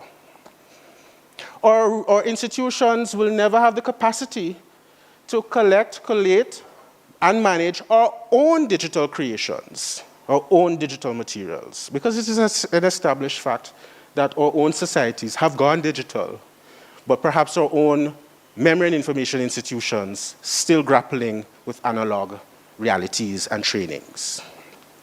So there is that. I give a perfect instance. Since COVID, I train Caribbean archivists. Since COVID, and institutions having to shut, or students need materials to do their assignments. It is, and I get angry when I say this, but it is easier for my students to have access to Caribbean materials in global northern institutions that are available online than to have access to Caribbean institutional materials, whether digital or analog. And I'm not bad talking my colleagues in the Caribbean. There are real reasons why. If you can't keep the air conditioning going, chances are you can't afford the website. Right? It's as basic as that. And so when you're saying to Caribbean future archivists that your training is being done digitally, using materials that are not necessarily within your own custody, well, that sounds very much like colonialism to me. And so the idea of reparations then is not a theoretical thing about money. It's a lived experience where our own training, and mind you, we are one of the institutions that have countered, officially been recognized as countering, the established archival theories. So here we are talking about decolonizing archives with a very colonial reality, using colonial digitally born framework. So it's really, I think, for concern. So I think we have all established that archives have been used as evidence for reparation claims, right? But I want to argue that the archives themselves should be the subject of the reparations claims, as you rightly mentioned, right? Records created as transactional evidences have been used are for our society's materials or evidences of our own humanity, as Sonia has just said. not just our own economic, not just economic labor, or not just for economic labor or racial status. Archival records are as much about the unpaid, uncompensated labor as it is about the earnings, profits, and benefits the writers, owners, and merchants gained from the evidences of our own experiences. Quite frankly, if you don't have, and this is an established archival theory, if you don't have control over your own memory and your own evidences of self, you have no control over yourself. You have no control over yourself. And so the question about, and there are several examples. I mean, one of the popular ones refers to Suriname, where and it took several generations to get it done, where the Dutch at some point took records of Suriname to Holland, and as part of the deal, they were supposed to be returned, and they were returned with several conditions: that a national repository, a national archives be built, training of Surinamese archivists happen, continual resources, but not just repatriation of analogs, but the digitized materials went as well. So there's, this idea of shared heritage in a digital reality also needs to be taken into consideration. So I have argued, and perhaps this is where I'll end, is that the real work of the archivist in the 21st century is not about providing access to materials or even repositories. We are going to be about meanings. The ability to connect different formats, different created materials to tell different aspects of the same story. It's becoming very real where the sources, and I've had a conversation with Dexter about this, the sources you use basically influence the type of history you write. And if you use a wider breadth of sources, including sources we never used to think about as sources, I've argued that in the Eastern Caribbean, the archives ain't going to help you. If you really want to know what's going on, you have to go to Carnival. You have to go to the popular culture. You have to listen to the songs. Those active, living forms of documentation are not just cultural expressions. They are real, valid means of documenting oneself. And so if we think of the living, the carnival, the festival, in our context, as a documentary source, in addition to what has been fixed in paper form on boxes on shelf, i.e. digitized and placed online, then chances are a greater appreciation. So to my mind, archives in the digital age, in terms of reparations, is about the ability to construct a full meaning, understanding of the human experience. Thank you. Thank you, and thank you all. So this is what we have time to do, and this is what we can do. We've got about 10 minutes. I wanted to offer the panelists the opportunity to respond to one another for like 5. That there's a contradiction, a fantastic but productive contradiction in your statements, Stanley. If the real archive is in the carnival, effectively in the people. So we're going back to the work of people like Maureen Warner Lewis and so on with oral culture, oral histories. Why do we need the paper or the digital space? So hold on. So that's just one. That's just one. And then, because, if we don't mention is the trauma. The trauma for the silver economy, all right? The people who are over a certain age who can't grapple with this digital. So when everything, this archive that we're fighting for, this digital archive, we still have questions of access. Internal to our very own people. And we're not really talking about the trauma. And then the next thing, just, the last thing, it occurred to me, and I mean, it has occurred to me just in terms of my own work now with the National Reparation Committees in the Caribbean through the ecosystem of the CARICOM Reparations Commission. One of the things we don't have, which your presentation really situated, is a negotiation strategy for when we are trying to talk to the people who consistently must, we are told, oppress us. Because what is the goal? The goal is capital. It doesn't matter whether you're an elephant, a rhinoceros, or human. The goal is capital. So I want to make reference to my own work. I have written, so the University of Guyana had a conference about digitization and the digital Caribbean. And the title of my presentation was Digitization, but for who?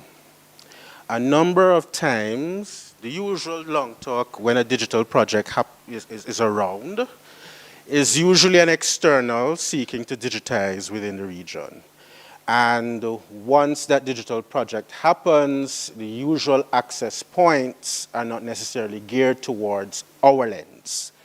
So the question I asked them in that conference, why are we bothering with that? Especially since the reality has been where Caribbean people are not users of our own national archives. That's an established fact. I think of Vicky O'Flaherty from St. Kitts, who basically said that, depending on the skin color of the archivist, it will depend on the reaction of the society to the archives.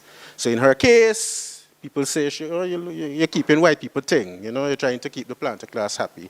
We have had a lecture from another Caribbean archivist who looked like me from Bermuda, who was the first one there, and when he tried to bring in a particular collection, the users there are more, from the European realities, and you're trying to blacken the archives. That was the phrase. So the question is, who is using and whose interest is being propagated, whose memory is really thing. The other reality is archives have always been cultural. Jeanette Bastian wrote, every culture is an archiving culture. The harsh reality is our training. We tell our students that if it is not written, if it's not from a particular institution, through the process of acquisition and appraisal, some professor, some big shot said, this is official archive, this is memory, then it is not an accessible or verifiable source. So we have questions about how our living actual cultures are seen as verifiable, even academic sources. The reality is, I think, the next frontier for us, and this is what we teach, is that the paper always is in need of validation itself. And the culture is the validation. Think of it, the one that comes to mind is Matilda, Thief My Money and Gone Venezuela, that folk song. There really is. How do we, that's why I say meanings. The archivist is supposed to be able to say, this paper has meaning, but yet all of this, including landscapes, including cultural festivities, the act of bringing people together in a particular place, is indeed a form of information creation and preservation. And so I've argued that we need to go beyond. How do I explain it? But Antigua had a tour.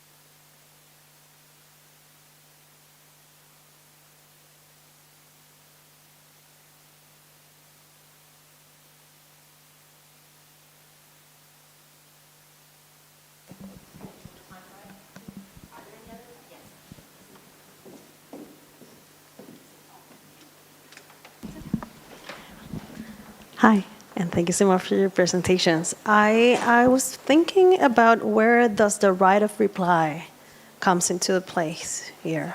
The idea of the right of reply and the idea of using metadata as a way of repair and control not only information but knowledges from our region, and how that can be a space for practicing post-custodial if we're accompanying projects as archivists, or framing an ethics of care differently to engage in trauma and to address trauma through metadata. Just to hear your thoughts on that. And is there one more? I'll do a collection of three. No, I'm giving the, yeah. No, you go. Go for it. We can't do this. We don't. Okay, hi. Thank you for this. This is delicious. I have a question that is thinking about the ways that this is happening in collections in the Black South on the continent. So I do work on Black Puerto Rico things, but also thinking of keywords for Black Louisiana, the conversations that folks are having.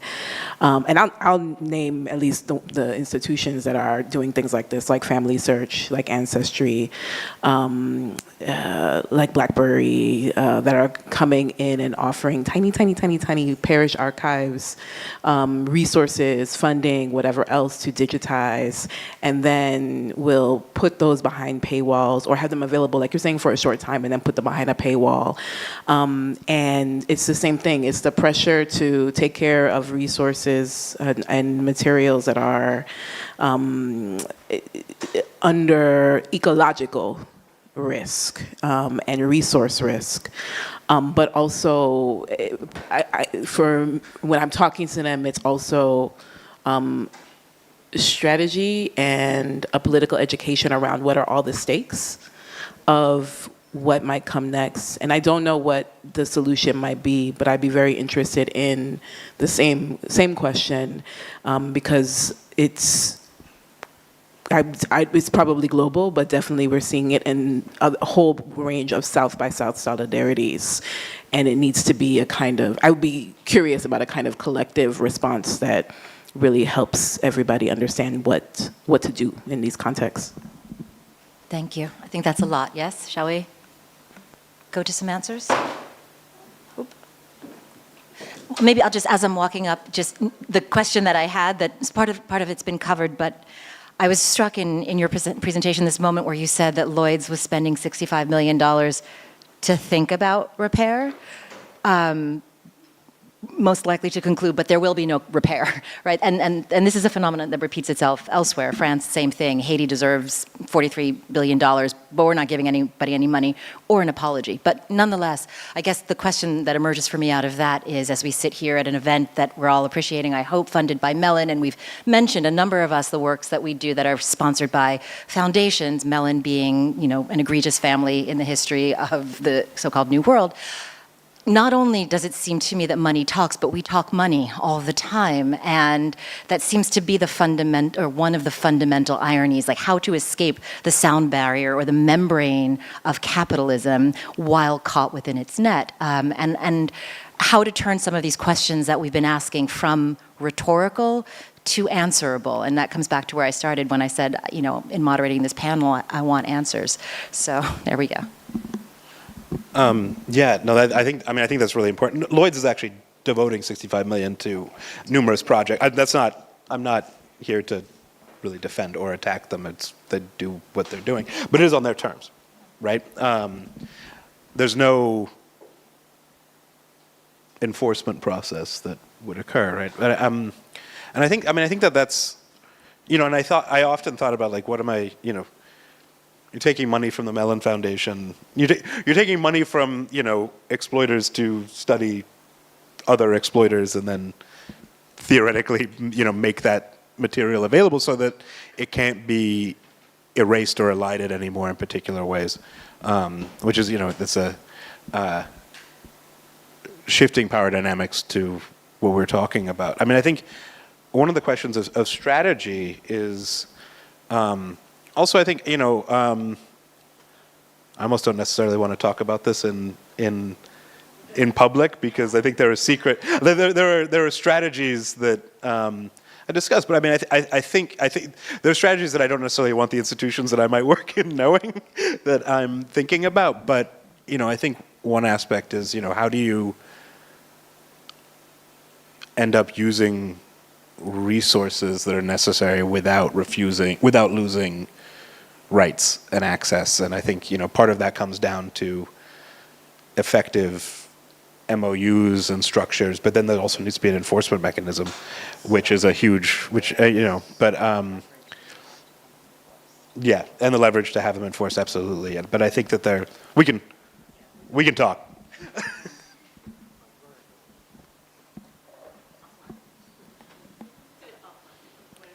So we have managed to put all of the complex questions on the table. And there's kind of no way to get around the circularity of the questioning and even let's say, the paucity of answers that are ever going to be relevant for us or, let's say, implementable. But we're going to try anyway. And when I started by saying that institutions of higher learning have a lot of resources, they have partners, allies, conversations with other institutions of higher learning and can broker relationships in effective ways. We've seen it happen. And I'm not trying to invest any more than needs to be, in terms of resources within institutions of higher learning, but they must be made to work for us in the ways that we want.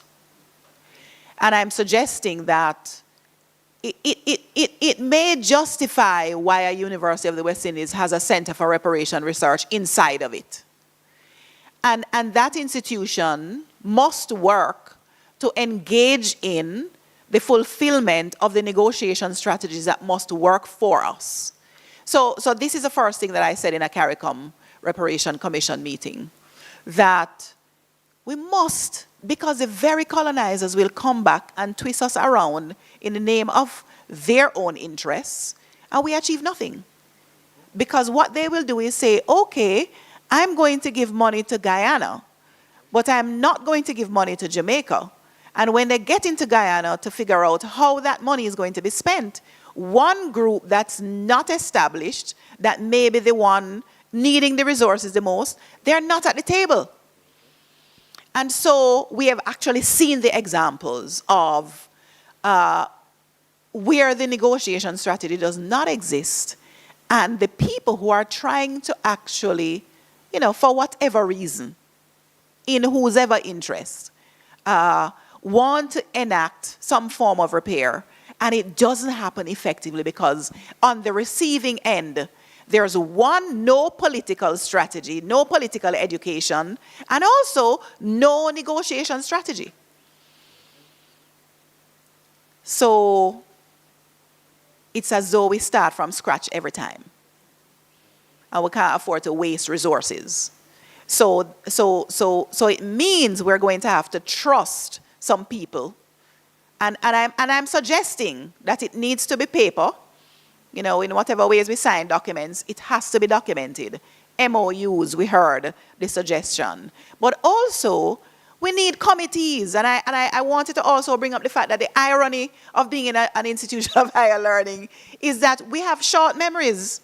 We actually are in the business of perpetual education, but don't understand that education has to be perpetual. Are you hearing what I'm saying? Education is not a moment. So how are we going to increase the gravity of the political education that we need if we're not doing that education perpetually? Because we are then bringing up people, my children, your children, our students, in the same way.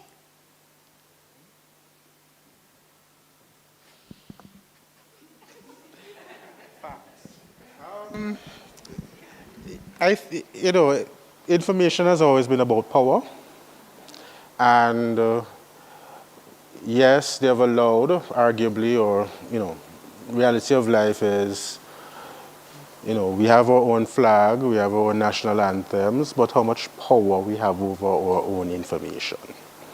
And, you know, I think in addition to strategy and as Jessica rightly asks, you know, yes, we have a stewardship responsibility over materials. You know, we have a, you know, Gerald Ham says we have a particular time, a lifetime in which to capture, document, and preserve for the future.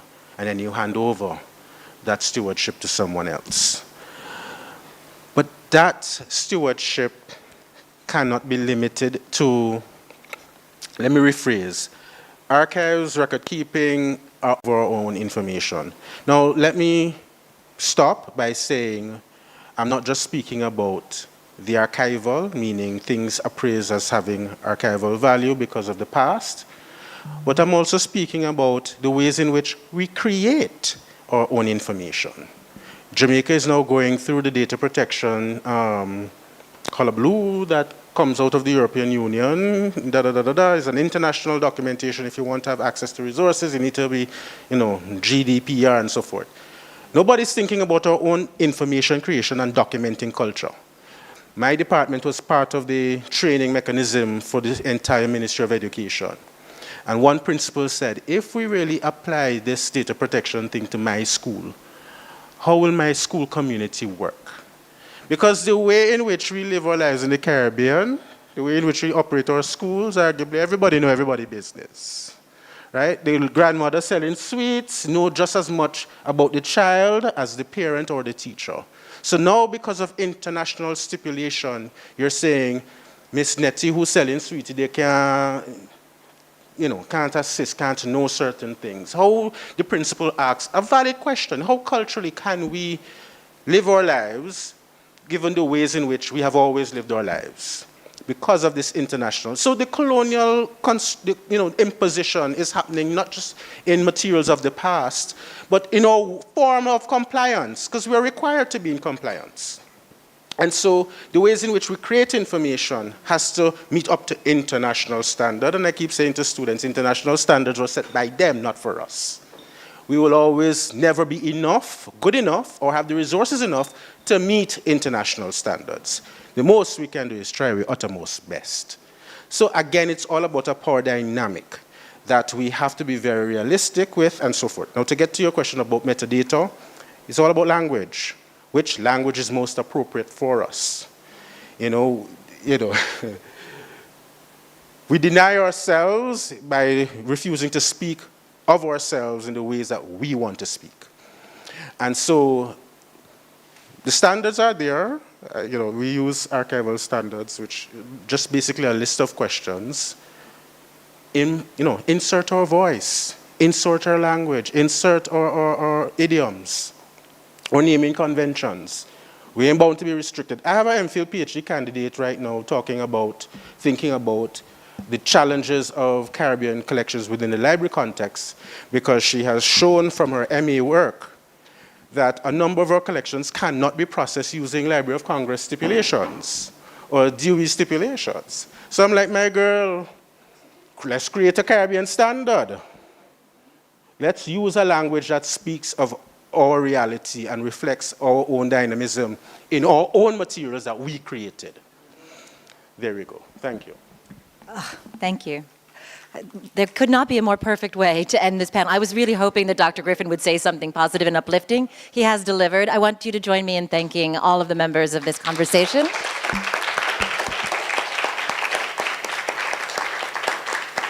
We have time for about 10 minutes. No, I knew you were going to say no. I knew it. Really? The no is mine. Oh, wow, okay. The no is mine. We're just going to keep on going. We keep the momentum alive. That's what's happening. And we call the tool that we build wax because we can shape the metadata.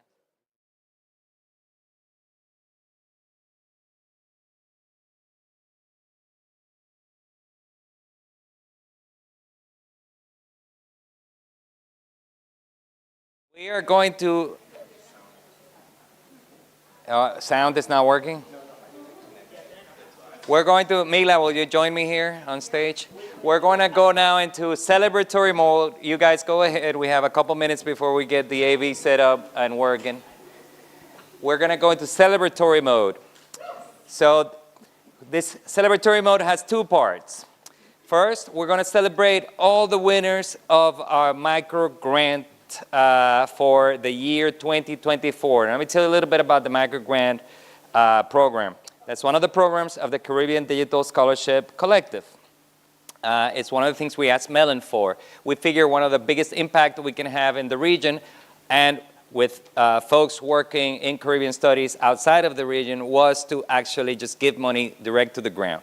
Now, the micro grant was designed in such a way that we want to cover as many of the nations as possible, many of the interests, the time periods, and the types of scholars. So graduate students, independent scholars, faculty, librarians, archivists, the whole range. And we have worked really hard for 3 years now. We're in our third year.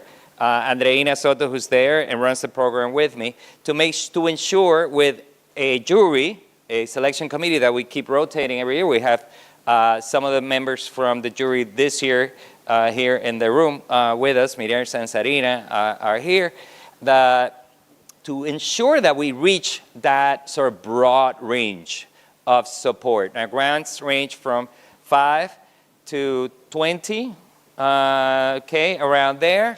And sadly, we're going to have probably a hiatus next year while we try to convince the formerly oppressive Mellon Foundation has been established, and now enabling Mellon Foundation to give us a second round so that we can continue the program. Now, next to me is Mila Aponte, who for 2 years now has been the project manager, the project mentor, the overall coordinator of all of these activities to ensure that each year these microgrants work together as a cohort, that they understand each other as part of a community, trying to build those communities of the future that will sustain each other as our community in our generation. Can I say that?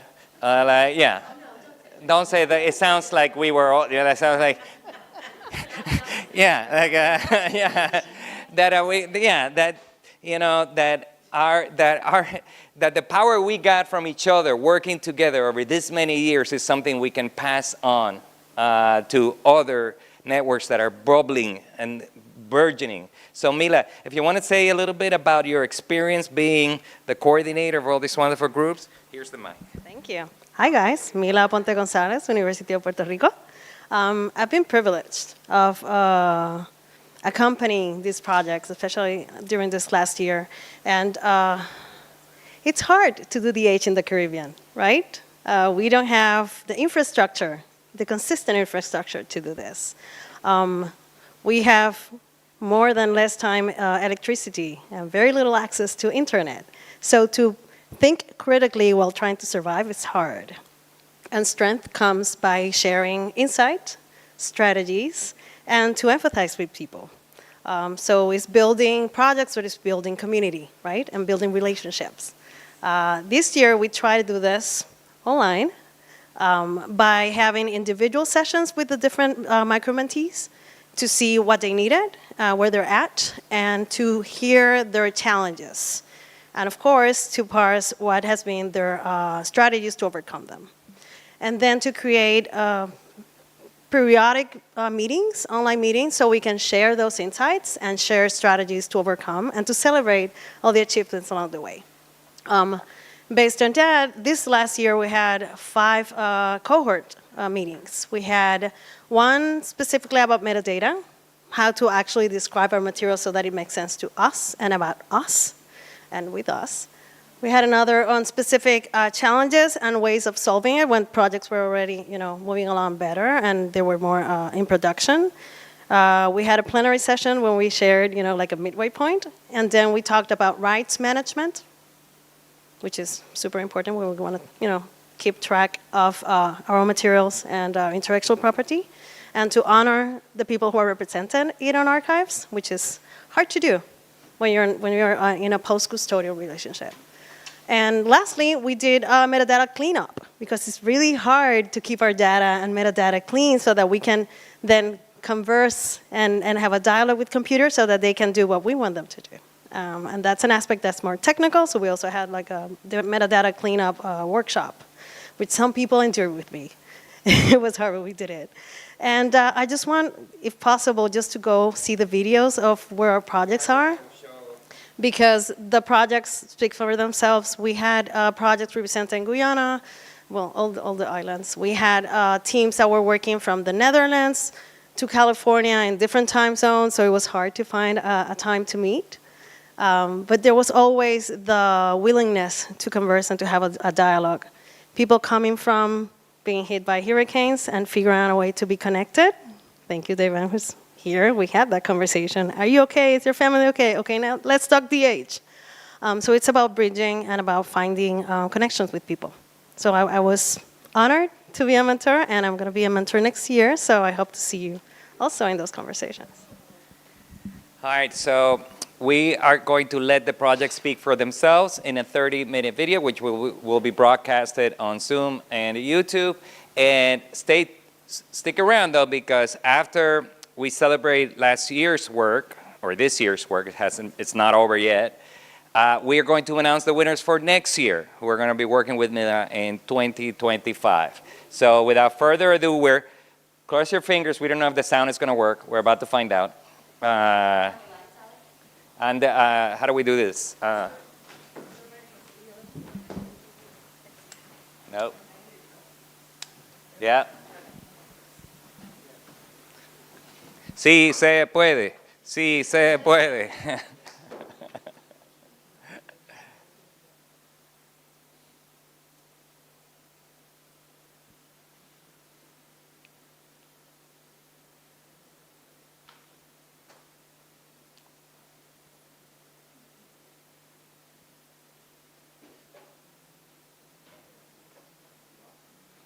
And the funny thing is that the AV guy left the room.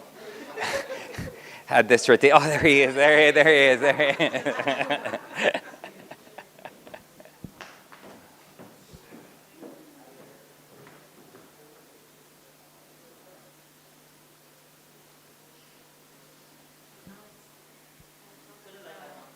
Turn the light back on.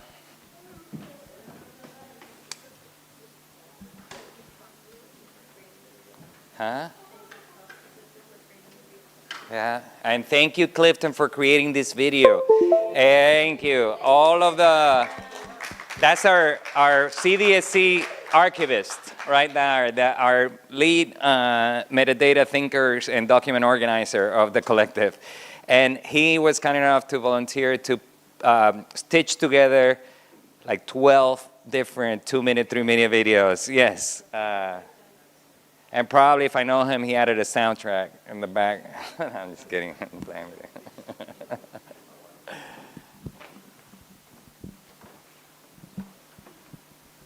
You know, we're sitting around, this whole thing about like creating our own metadata. Man, that's, I really want to see us create our own metadata schemes. Oh, it's already working? Go ahead.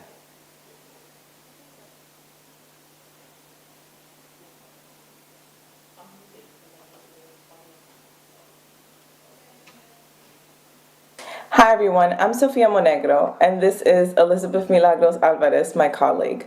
For the CDSC grant period, we started developing Shadow Scholars, which is an open access archive that enumerates Black women's contributions to Dominican society by recovering archival documents that help us map their impact and historical legacy in today's geography. The dataset includes a compilation of sources, around 50, that include land deeds, textual sources, court cases, and maps. Among the many stories in this dataset, we have started to focus on Flora's story to develop a story maps platform. In the story map story, you will learn about Flora, who was born in Jacksonville, Florida, and survived birthing 6 of her enslaved children and leaving them a lasting land legacy in what today is Puerto Plata, Dominican Republic, which is where we begin her story. As part of our archival trip to develop our data set, We visited multiple parts of this living geography. We began by visiting the Archivo General de la Nación in Santo Domingo, where we were able to recover 19th century mortgage records of Flores descendants and the Kingsley family in general. And this helped in providing leads on their business connections as well as building activities. We also visited the Registro Inmobiliario in Santo Domingo as well as in Puerto Plata, where we were able to connect as well with with Flores' living descendants, who are still part of this living history and this part of this geography. I'm actively on site in what's today present-day Cabarete, and carrying out interviews by visiting these geographies to continue reconstructing this living archive. So this includes Punta Goleta as part of the places that we've already visited.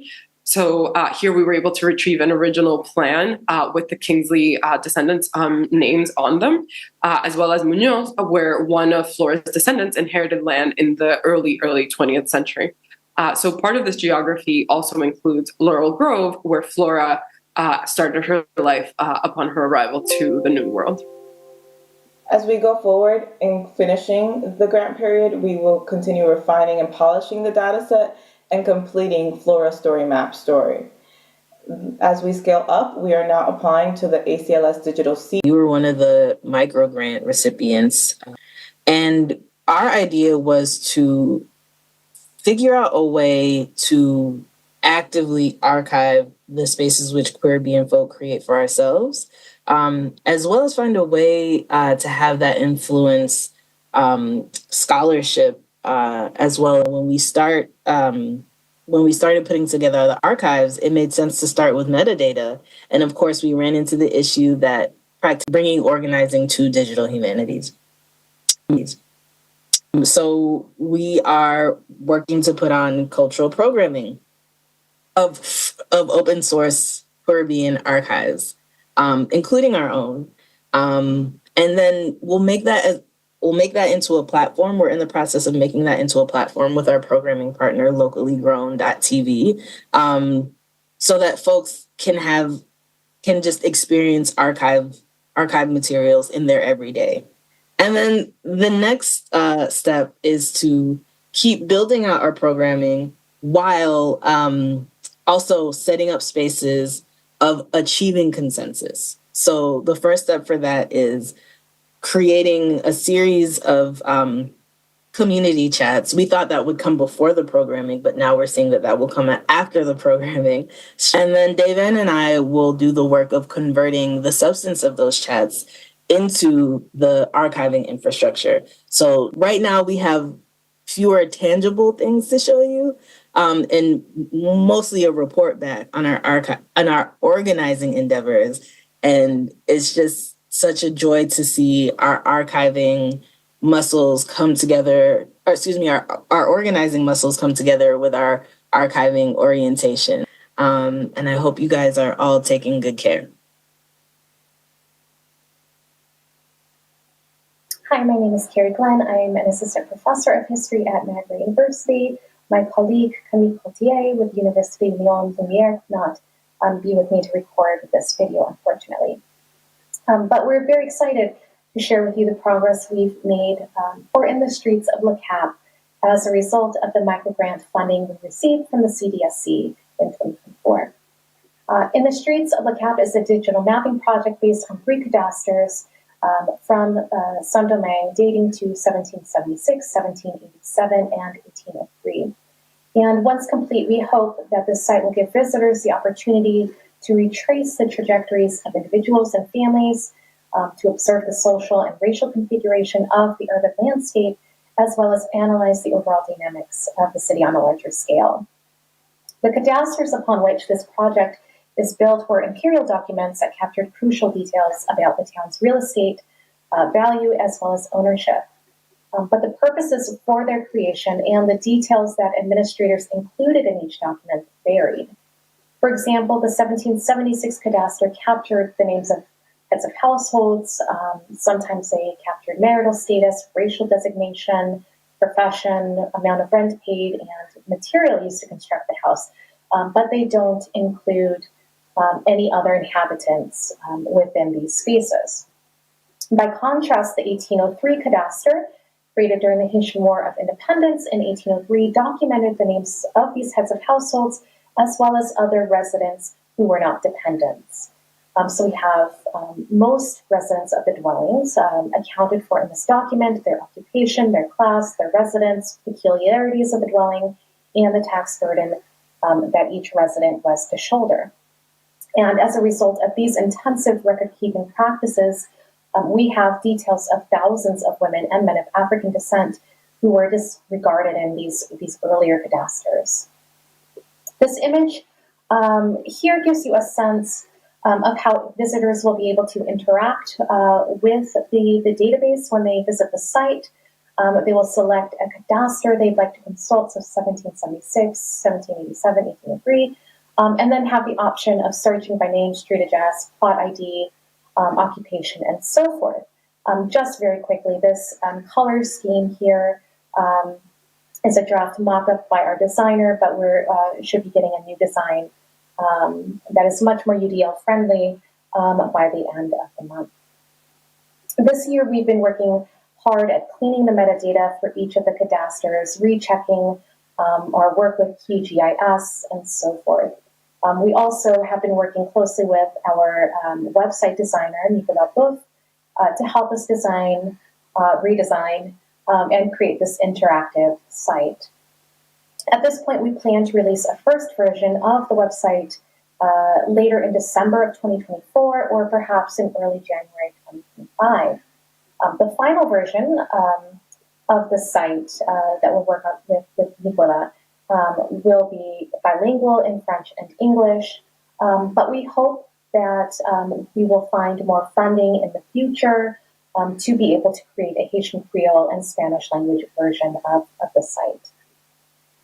Also in 2025, we will finish cleaning the metadata for 1803 cadastre and do a full launch. Una semilla yo te voy a engendrar en mi vagina cuna que fuiste, fue, serás, seré. 120 horas rojas. Aquí les voy a explicar mejor. Aquí tenemos un disco duro que se llama Master, el rap cubano. Following in the footsteps of Malcolm Junco Dufay, Pablo Herrera Beitia, and Stephen Sterling have developed this digital public humanities project intending to become the first digitization prototype of Cuban hip-hop materials, the first ever of its type, in collaboration with the Critical Digital Humanities Initiative at the University of Toronto. The CHHA digitization prototype centralizes Cuban hip-hop data corresponding to song, lyrics, and music. In June 2024, we submitted a progress report comprising file navigation, file list or songs, song playing and uploading, media and adding media tags. Section 3 offered a glimpse of the back-end beta assets. We presented a spreadsheet example of an artist in the database. Section 4 illustrated beta assets that would be used for the mock-ups to create the wax-based archive portion of the project. The plan to place a prototype in the Paquete Semanal as a tester continues. However, we have found some difficulties cleaning up the database and making it presentable for a public release in Havana and web-wide. We are using OpenRefine and ANCOM to consider ideas related to language and data, as well as to create a glossary of Afro-Cuban vernacular. The wax-based archive is used to organize and present the input received from the CHHA web-based interface. This wax-based archive can be explored using the metadata tags that participants added to their music, lyrics, and/or images that they uploaded using the CHHA web-based interface. Ni siquiera te imaginas cuánto tiempo yo estoy esperando que escuches mi llamado. Yo me canso de decirte cada día las cosas que sucederían y sigo en las mismas. Come on. Hello everyone, my name is Marie-France Guillaume. I am the Executive Director of Bibliothèque des Frères de l'Instruction Chrétienne, located in Port-au-Prince, Haiti.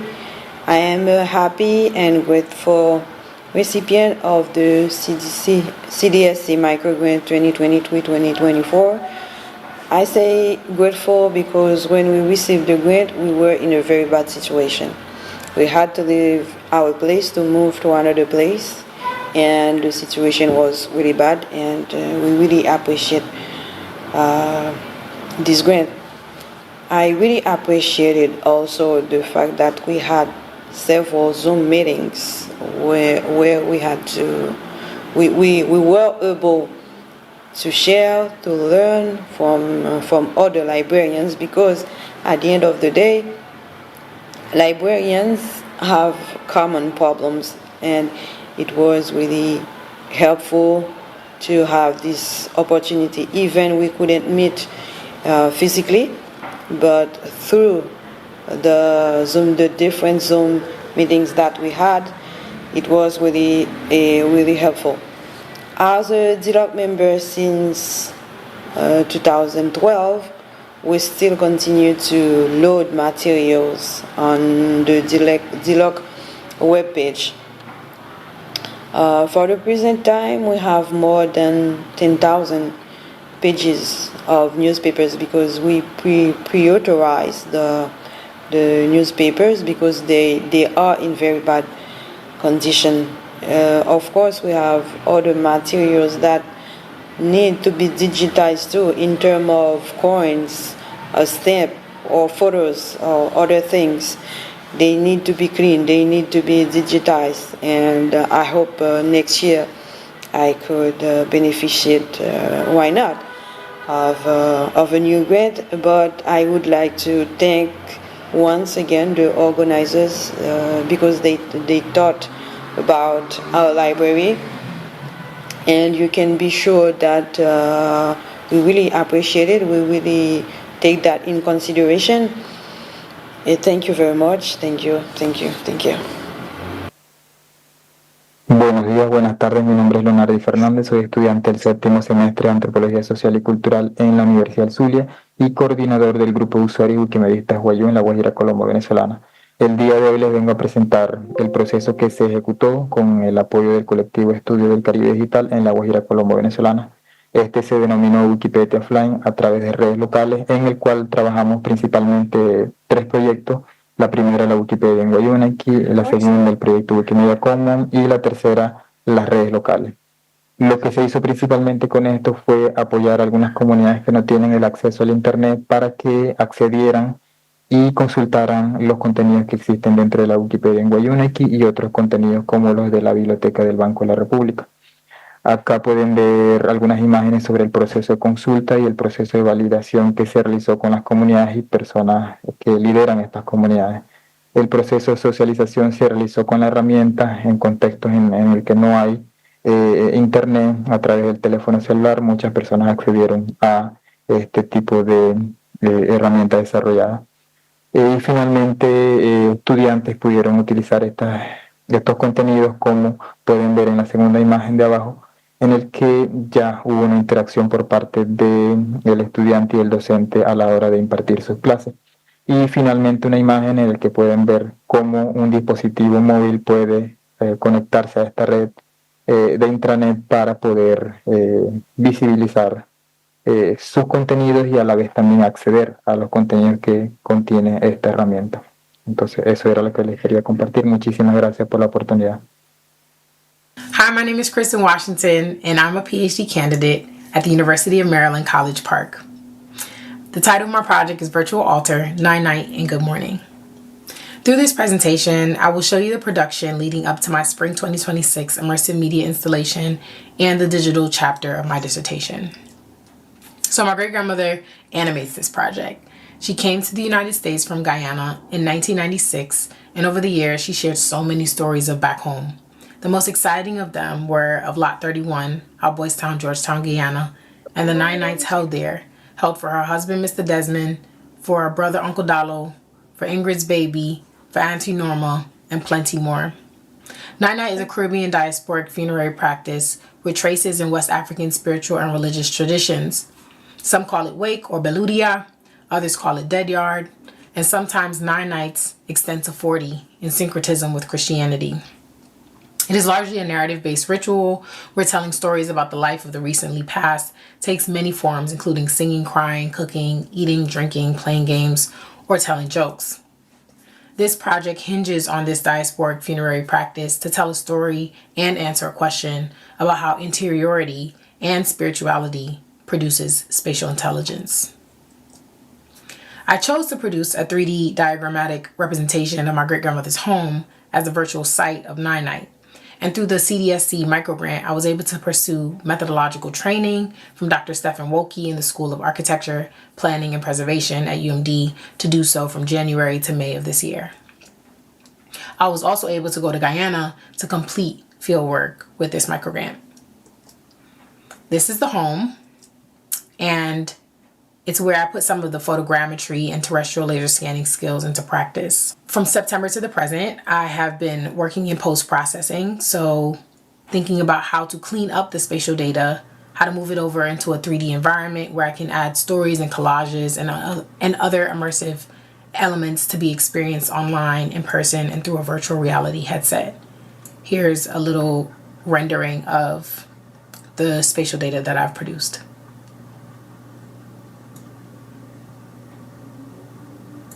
Bitch, I don't even know what the fuck my favorite song is at the moment.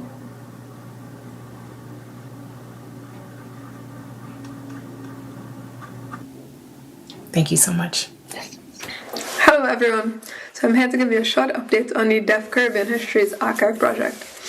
The aim of the project is to create a digital archive that has personal and community histories from deaf people in the Caribbean, expressed in their own native indigenous sign languages. So the data from this have come from existing or now closed documentation projects that have been conducted by ourselves, the 3 PIs, but also our colleagues around the Caribbean. The first part of the project has really been us looking at these data and seeing what we think should be in this archive and what doesn't need to be in the archive. But now we've completed this step, so we have 3 main focus areas in recent times. The first one is setting up the archive itself, which is hosted by the UWI Ahmed Jordan Library in St. Augustine in Trinidad. The second one is to create a website ourselves, which is kind of more digital exhibition to show off some of these shorter videos in a more publicly accessible way. And the third one is a physical in-person launch at a conference next week. Not next week. A conference that's happening in December next month. So first the archive. So we've been working with the staff at the UWI Library in Trinidad, and we've already been able to set up a sub-page in their website for the archive. So at the moment we're kind of fine-tuning how the items will appear in the archive, what kind of metadata we need, and just some small details. And then once those things are settled, which should be very soon, we're going to fully populate it with all the videos that we have selected. We have a short preview of what that archive looks like right now, so you can take a look.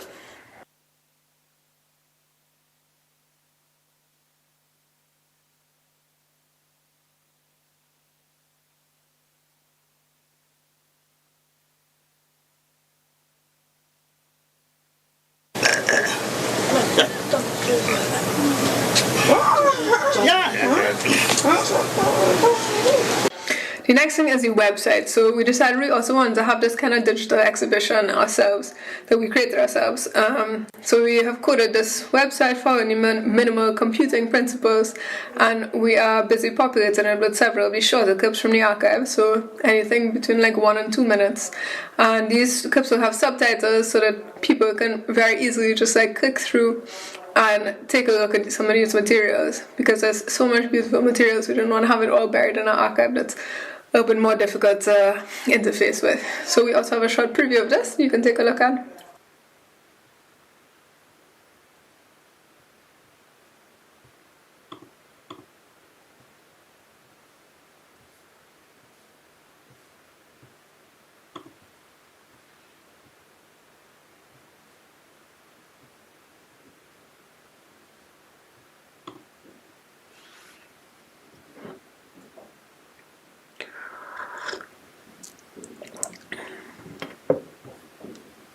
With. So we also have a short preview of this you can take a look at.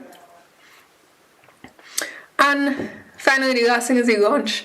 So we are really excited to be able to work to time this launch with a conference that's happening in Trinidad in about 2 weeks.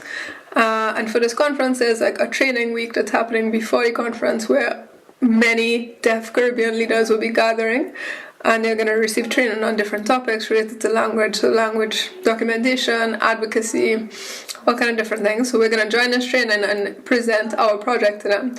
And we're hoping to use it as like a structured opportunity to get feedback from them on what the archive looks like, what the archive could mean to them, but also we want to really like develop some strong partnerships with new communities that aren't represented, to see if we can get some different Caribbean territories represented. And we also want to figure out how we can have like sustainable partnerships that last past the lifetime of this short project, so that we can keep this archive going and kind of growing in the years to come. So thank you very much for your attention. Bye-bye.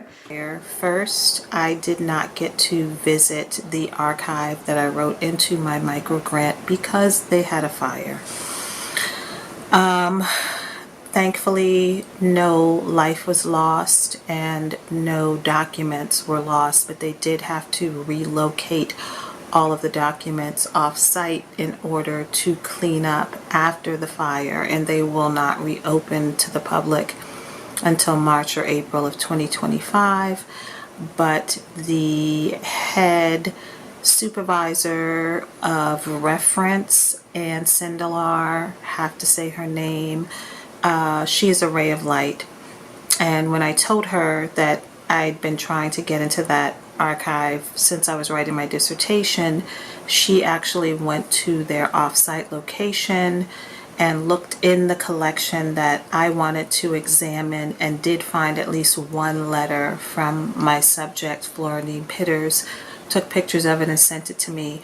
So just blessed her and librarian, archivist, and reference workers all over the world. Next point, I'm a visual learner, so I had two questions that were driving me, and they were, how do I curate the documents and let Floridine Pitters speak?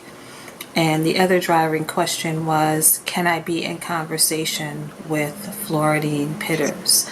And I hope that some of that has come out once everything is uploaded and hopefully beautiful. My next point, scattered collections and the African diaspora. And that has been really interesting for me. And I think that actually came up maybe like 3 cohort meetings ago with Professor Aponte. And so I've been thinking about that, scattered collections, and how there kind of never is an end. You know that there are gaps, you know that pieces are missing, and how do you kind of navigate around that and work like with that and through that. And I'm probably still working through some of that. And then kind of next steps, and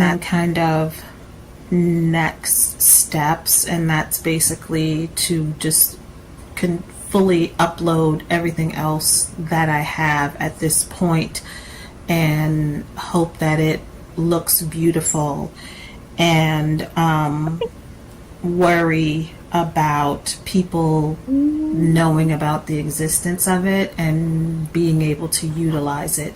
In particular, I feel like it's so important that it be utilized and known in Jamaica, because this is really where she did all of this work. This is where she was for, all of her life, even though she did have these diasporic travels.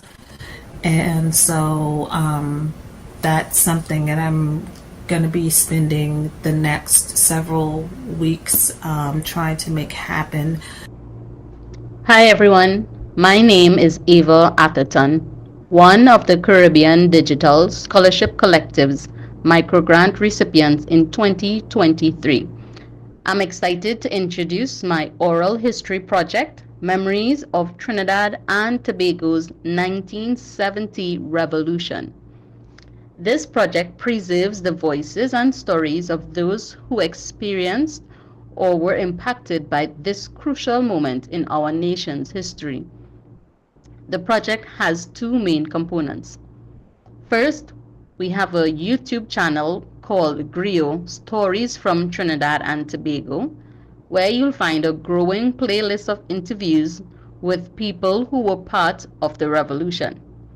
These conversations capture personal reflections and first-hand insights, allowing viewers to connect directly with the memories of those who lived through this era. Secondly, the project website, trinbagogriot.com, serves as a central hub. On this site, you'd find additional information on the narrators and the interviews themselves. Here, you can also explore an interactive timeline featuring archival materials like newspaper clippings, photos, and documents from 1970. This timeline offers a structured way to understand the revolution's broader impact on society, culture, and politics in Trinidad and Tobago. This project is ongoing, and we're continuing to add new interviews and materials in the lead up to the revolution's 55th anniversary in 2025. Through these resources, I hope to create a space for future generations to connect with and learn from this valuable moment in history. Thank you for your interest, and I invite you all to explore this project online. When I started partying, the very first party I came to was at Bohemia.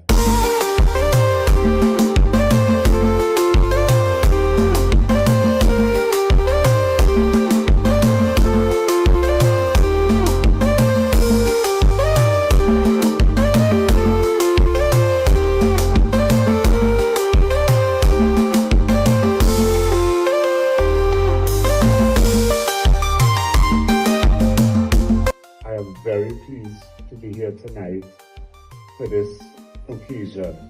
It's like coming back home.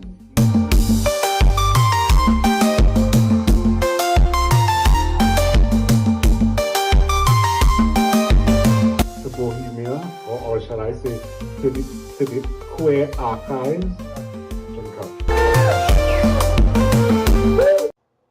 So the progress with the Maui Puerto Rican Association has been great this year. We, through really a collaborative approach, have documented metadata for about 4 of these albums. They have about 18, and digitized as well 4 of them, and I've processed about 500 so far.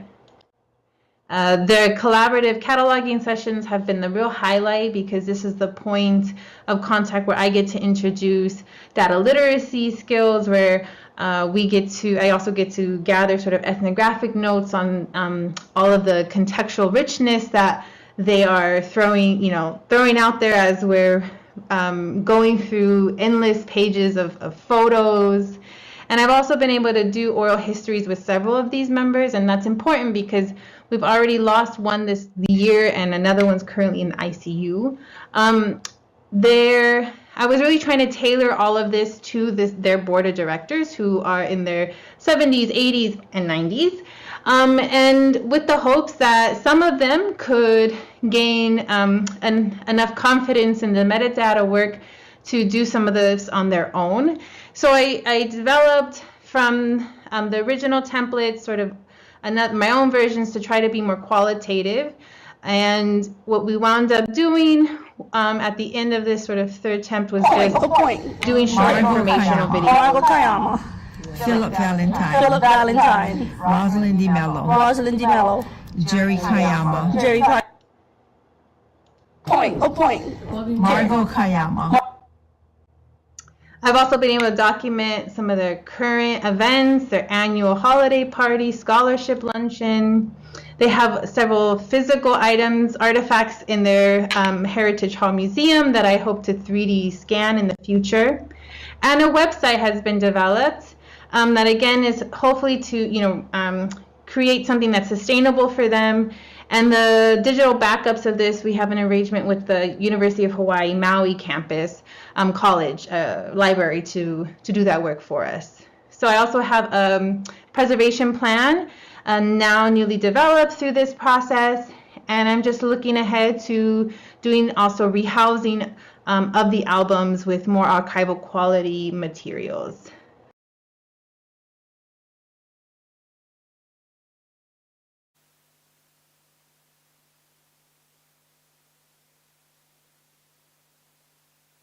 It's always my favorite part of the TCD, we're like celebrating the work that's been doing on the ground. Come on, isn't that great? Now I'm gonna pass it to Andreina, who is going to present this year's winners, whose work is just beginning. All right, Andreina, you ready? No, okay. I get big clamped. The cool projects, it's so good. We have a list on our CDC. We keep a list of the projects.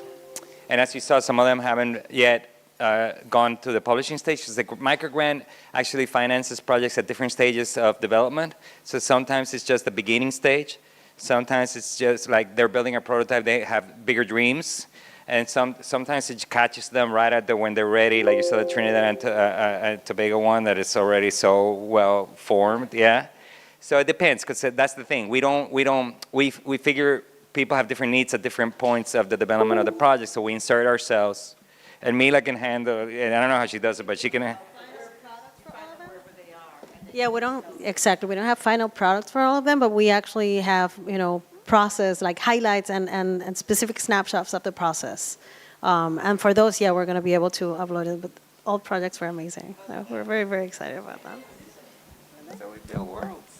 And,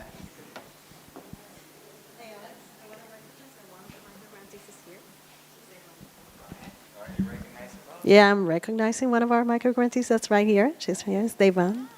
Hey, Devan! Woo-hoo! From the Caribbean Archives. So thank you so much for all the awesome work.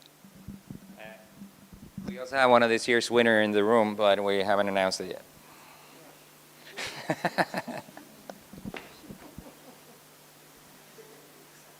To stay disciplined. No, everybody knows. And I'm just gonna go over there so that I don't ruin everything for everybody. Oh. Stop it. Stop it. Yes, I guess we can turn that off. I don't know how to do that. Yes.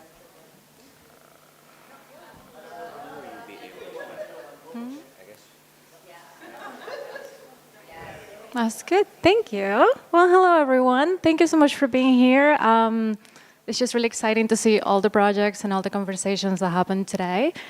And now to the final part, which is announcing the next cohort of micrograntees. It was not easy again. It was an arduous process of figuring out how to split the money that we have. Alex and I had this goal initially that we're going to award like 4 to 5 projects every year. That's it. And it has grown exponentially. Like first year we had 7 projects, last year we had 14 projects, and this year we are awarding 12 projects. So overall 34 projects throughout the 3 years of this microgrant program. It's really amazing. Yes. And also this year we had 133 applicants, which is way more than last year and the first year. So it just shows like how much people are creating things around the Caribbean and East diasporas and how much money we need. So please, Melon, give us more money so we can get funding all this. Yes, so before I continue to announcing the grantees, I also want to thank Mila again. I want to thank Alex for being my co-conspirators in this project, and it has grown and redesigning it and thinking it and making it sustainable in its own way. And also this year's reviewers of the micrograntees who also had the arduous task of figuring out with us how to split the money. And that's Arena Proter, who's here, Mirerza Gonzalez, Nadia Rios, I couldn't be here, and also Sonja Donaldson, who were amazing in reviewing the projects. Okay, so without further ado, I'm gonna go through all the awardees. So the first one is the Three Canal Collection from 1994 to 2024.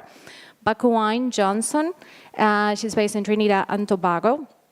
And she will develop the Three Canal Collection, which is documenting the history of Trinidad and Tobago's leading rap music group. And the project will make accessible an indigenous and culturally significant documentary set related to Caribbean music history. That will also connect the collection to Rapso, which is a music genre described as the poetry of Calypso. And this is the Tier 1 awardee for this year. And she was really excited, and it's really good too.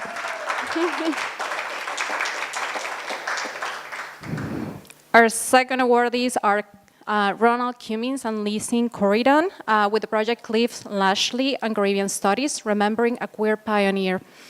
The team behind this project will create an online repository for remembering the life and contributions of Cliff Lashley and to document how his life, his transnational diasporic movements, and his influence on queer and Caribbean scholarship has left a legacy in our region. Yay.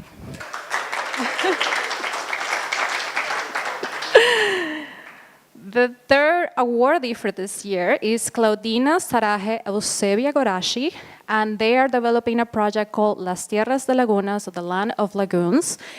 And this project is a transmedia digital platform designed to archive and explore the rich history of Itabo and Boca de Nigua in the Dominican Republic.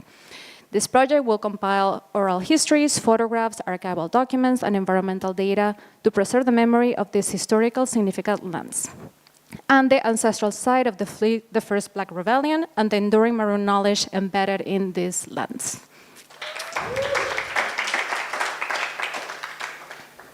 The next awardees are Shobham May and Jonathan Square. They are doing the project Revolution Tupatu, developing open educational resources in the public digital humanities. This team is the one behind Rendering Revolution, sartorial approaches to Haitian history, which is a bilingual, meaning Haitian Creole and English, digital humanities project that explores the legacy of the Haitian Revolution through visual art, design, and fashion.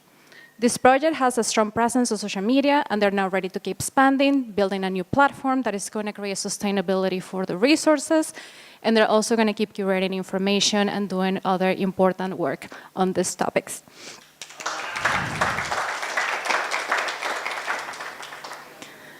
The next awardee is Alexandra Galbar. Her project is called the Cabildo de Regla, a digital archive that she's been working on with a community in the town of Regla in Cuba. This project was brought a few years ago and is recognizing the new iterations of Cabildo de Regla, a tradition that was for a long time forbidden in Cuba and was brought to life in 2015 again.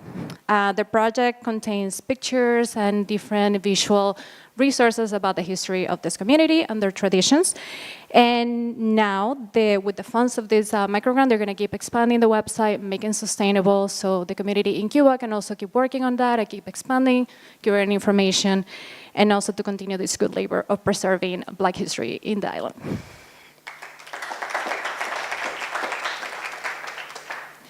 The next project is from Puerto Rico, and it's called Imaginando Futuros Viequenses, a digital exhibit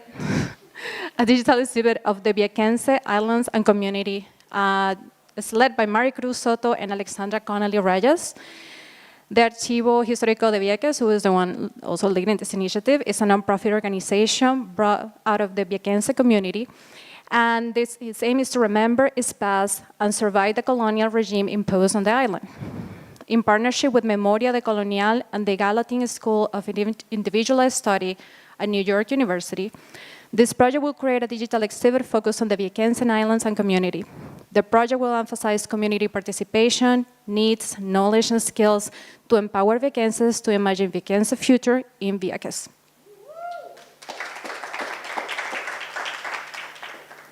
The next awardees are Melanie White and Nicole Ramsey with the Black Central Americas Project.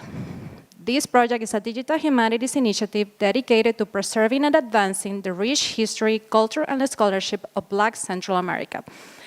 During this phase that we are funding through the microgrant, the team will design an iterative mapping platform to illuminate the stories, cultures, and integrate patterns of movement and migration of Black and Black indigenous Central American communities across the Caribbean. This project overall aims to place the spotlight on Black Central America and its dynamic diasporas within Caribbean digital scholarship and bridge a long-standing critical gap in Caribbean studies. And we have a local winner. She's Dexnell Peters from UWI Mona with the project, the Greater Caribbean Map Project, circa 1450 and 1850.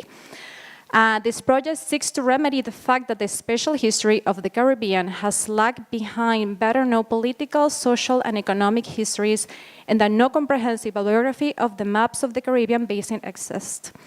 Dexnell and his team will create a prototype of an open access research platform that catalogs and curates maps of the Caribbean region, the Antille Islands, and the adjoining maritime remnants from 1450 to 1850.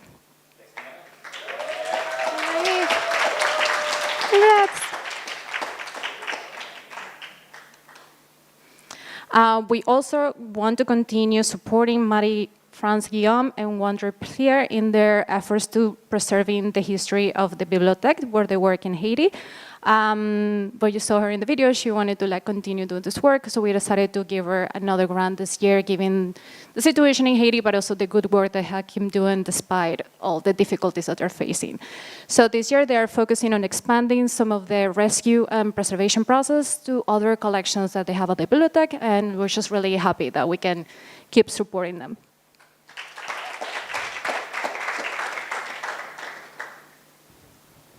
We're also awarding the project creation of an open access repository for the preservation and dissemination of the Fernando Ortiz archive at the Institute of Literature and Linguistics in Cuba. This project is led by Damian Valdez Santiago, and this is a picture of the whole team at the Institute that we're also really happy for our support. This project will advance this valuable collection about Cuban writer Fernando Ortiz.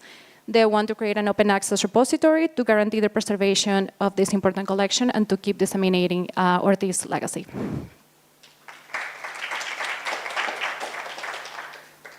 We also have the project Gente de Mar, the Waikeri Archive by Fidel Rodriguez Velasquez and Oliver Anzac. The project will create a digital archive and exhibition in collaboration with the Museo Marino de Margarita and the Waikeri indigenous community of the Margarita Island in Venezuela.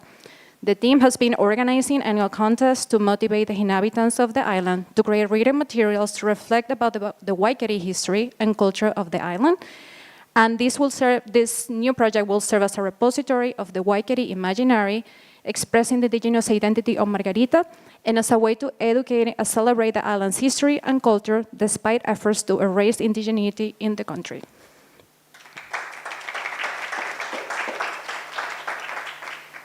And the last micro awardee is Memories of Resistance, Digital Archive of Afro-descendant women and women leaders in the urban transformations of Cartagena during the second half of the 20th century by Orlando de Avila Pertus and Jamila Morris.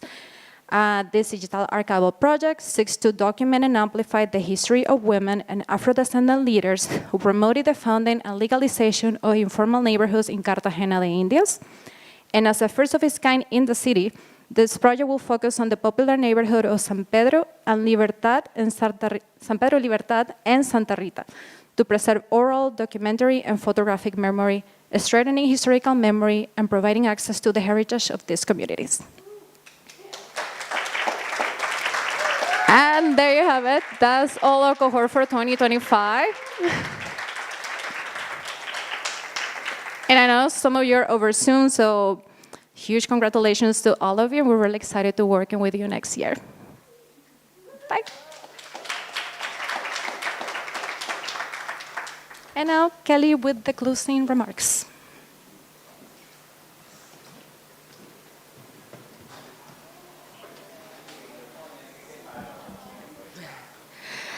Okay, my job often to say bye, say thank you. It's not going to be the vote of thanks. I don't know how to do that. Thank you all for those of you in the room for coming, those of you on Zoom for attending, for staying, for all the things. Thank you, Shyler, for making. We're not done yet. Did she come in? Yes, she's here. I know we're not done yet, but thank you for making today possible. Today and yesterday and tonight possible for us. Every time I'm up here to do this part, or even the opening part or whatever I'm given, I remember the scene in Meet Joe Black where Anthony Hopkins says, do you guys, well, okay, the younger of you don't know what I'm talking about, but he has this moment where he says, I think it's 65, I don't remember exactly. No, but it's Anthony Hopkins who says, 65 years, don't they go by in a blink? And it's a scene, right? And this time it's 11. I mean, we're 11. We've been gathering folks for 11 years, and you guys keep coming, and the community keeps growing. And so each time it's amazing to see all the things that everyone's doing, and to know that this has become such a place of growth and generative conversation. Let's see, I did not thank the Create Caribbean team, so not just Shyler, but she has a team. They have their shirts on. You've seen them running around. Please thank them personally. I wanted to, in closing, so that's my closing is very short, to make one announcement and two look out for. Keep the date kind of things. So Summer Institute, the Caribbean Digital Summer Institute will have its third year next year, and it will be held here at the University of the West Indies. And so that call for papers is now live, and it's on the CDSC website. The actual Summer Institute will be held from the 8th to the 14th here on campus. The deadline for applications is January 31st, but we also, and there's the rest of the information there, you can find that on cdscollective.org, cdscollective.org. We have it in English and Spanish and French, the CFP. We will have an open house. That's what I was looking for. It's way down at the previous years can apply. Bringing back the ever popular Building Caribbean Digital Archives course with Nicole Aljo and Sonia Donaldson. We're also going to have Introduction to Maps and Visualization with Alex Hill and Andreina Soto, who's both of whom you've just seen speak about the microgrants. And then we're going to have a digital publishing course with me and Michael Soriano from the University of Miami. So we have slightly different courses this time around. This is currently, to our knowledge, perhaps the last year, but most likely not if Mellon gives us more money. So please do apply. Please do share the CFP. We have our open house on January, this is the date, is 16th, thank you. 16th on Zoom, so please register for that if you're interested in applying. We find that people who come to the open house generally do better in their application because they have a better idea of what it is. And then tonight, you'll see me again introducing our Caribbean digital artist in residence, Zoe Mahoney? Osborne, sorry. It's her website, her email.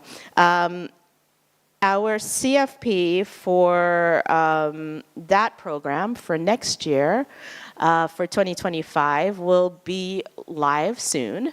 So come see her presentation, learn more about the program, and also if you are a digital artist, think about applying or sharing with your friends who are digital artists. And then our last one, look out for is the next issue of Archipelagos, which will be out soon. This is the Papiamento? The special issue on Papiamento. So please do keep your eyes peeled for that, which can be found through our website as well. again. We're not done for the day. This is just the closing of this academic part. We're going to have a reception at 10A is the name of the place. The actual address is also 10A West Kingston Road. There's a shuttle that will be taking participants directly there from here, outside soon. So the whole Caribbean Digital Day is not over, but I did want to say thank you for coming to the sessions today. Thank you for sharing with us. We'll see you again soon.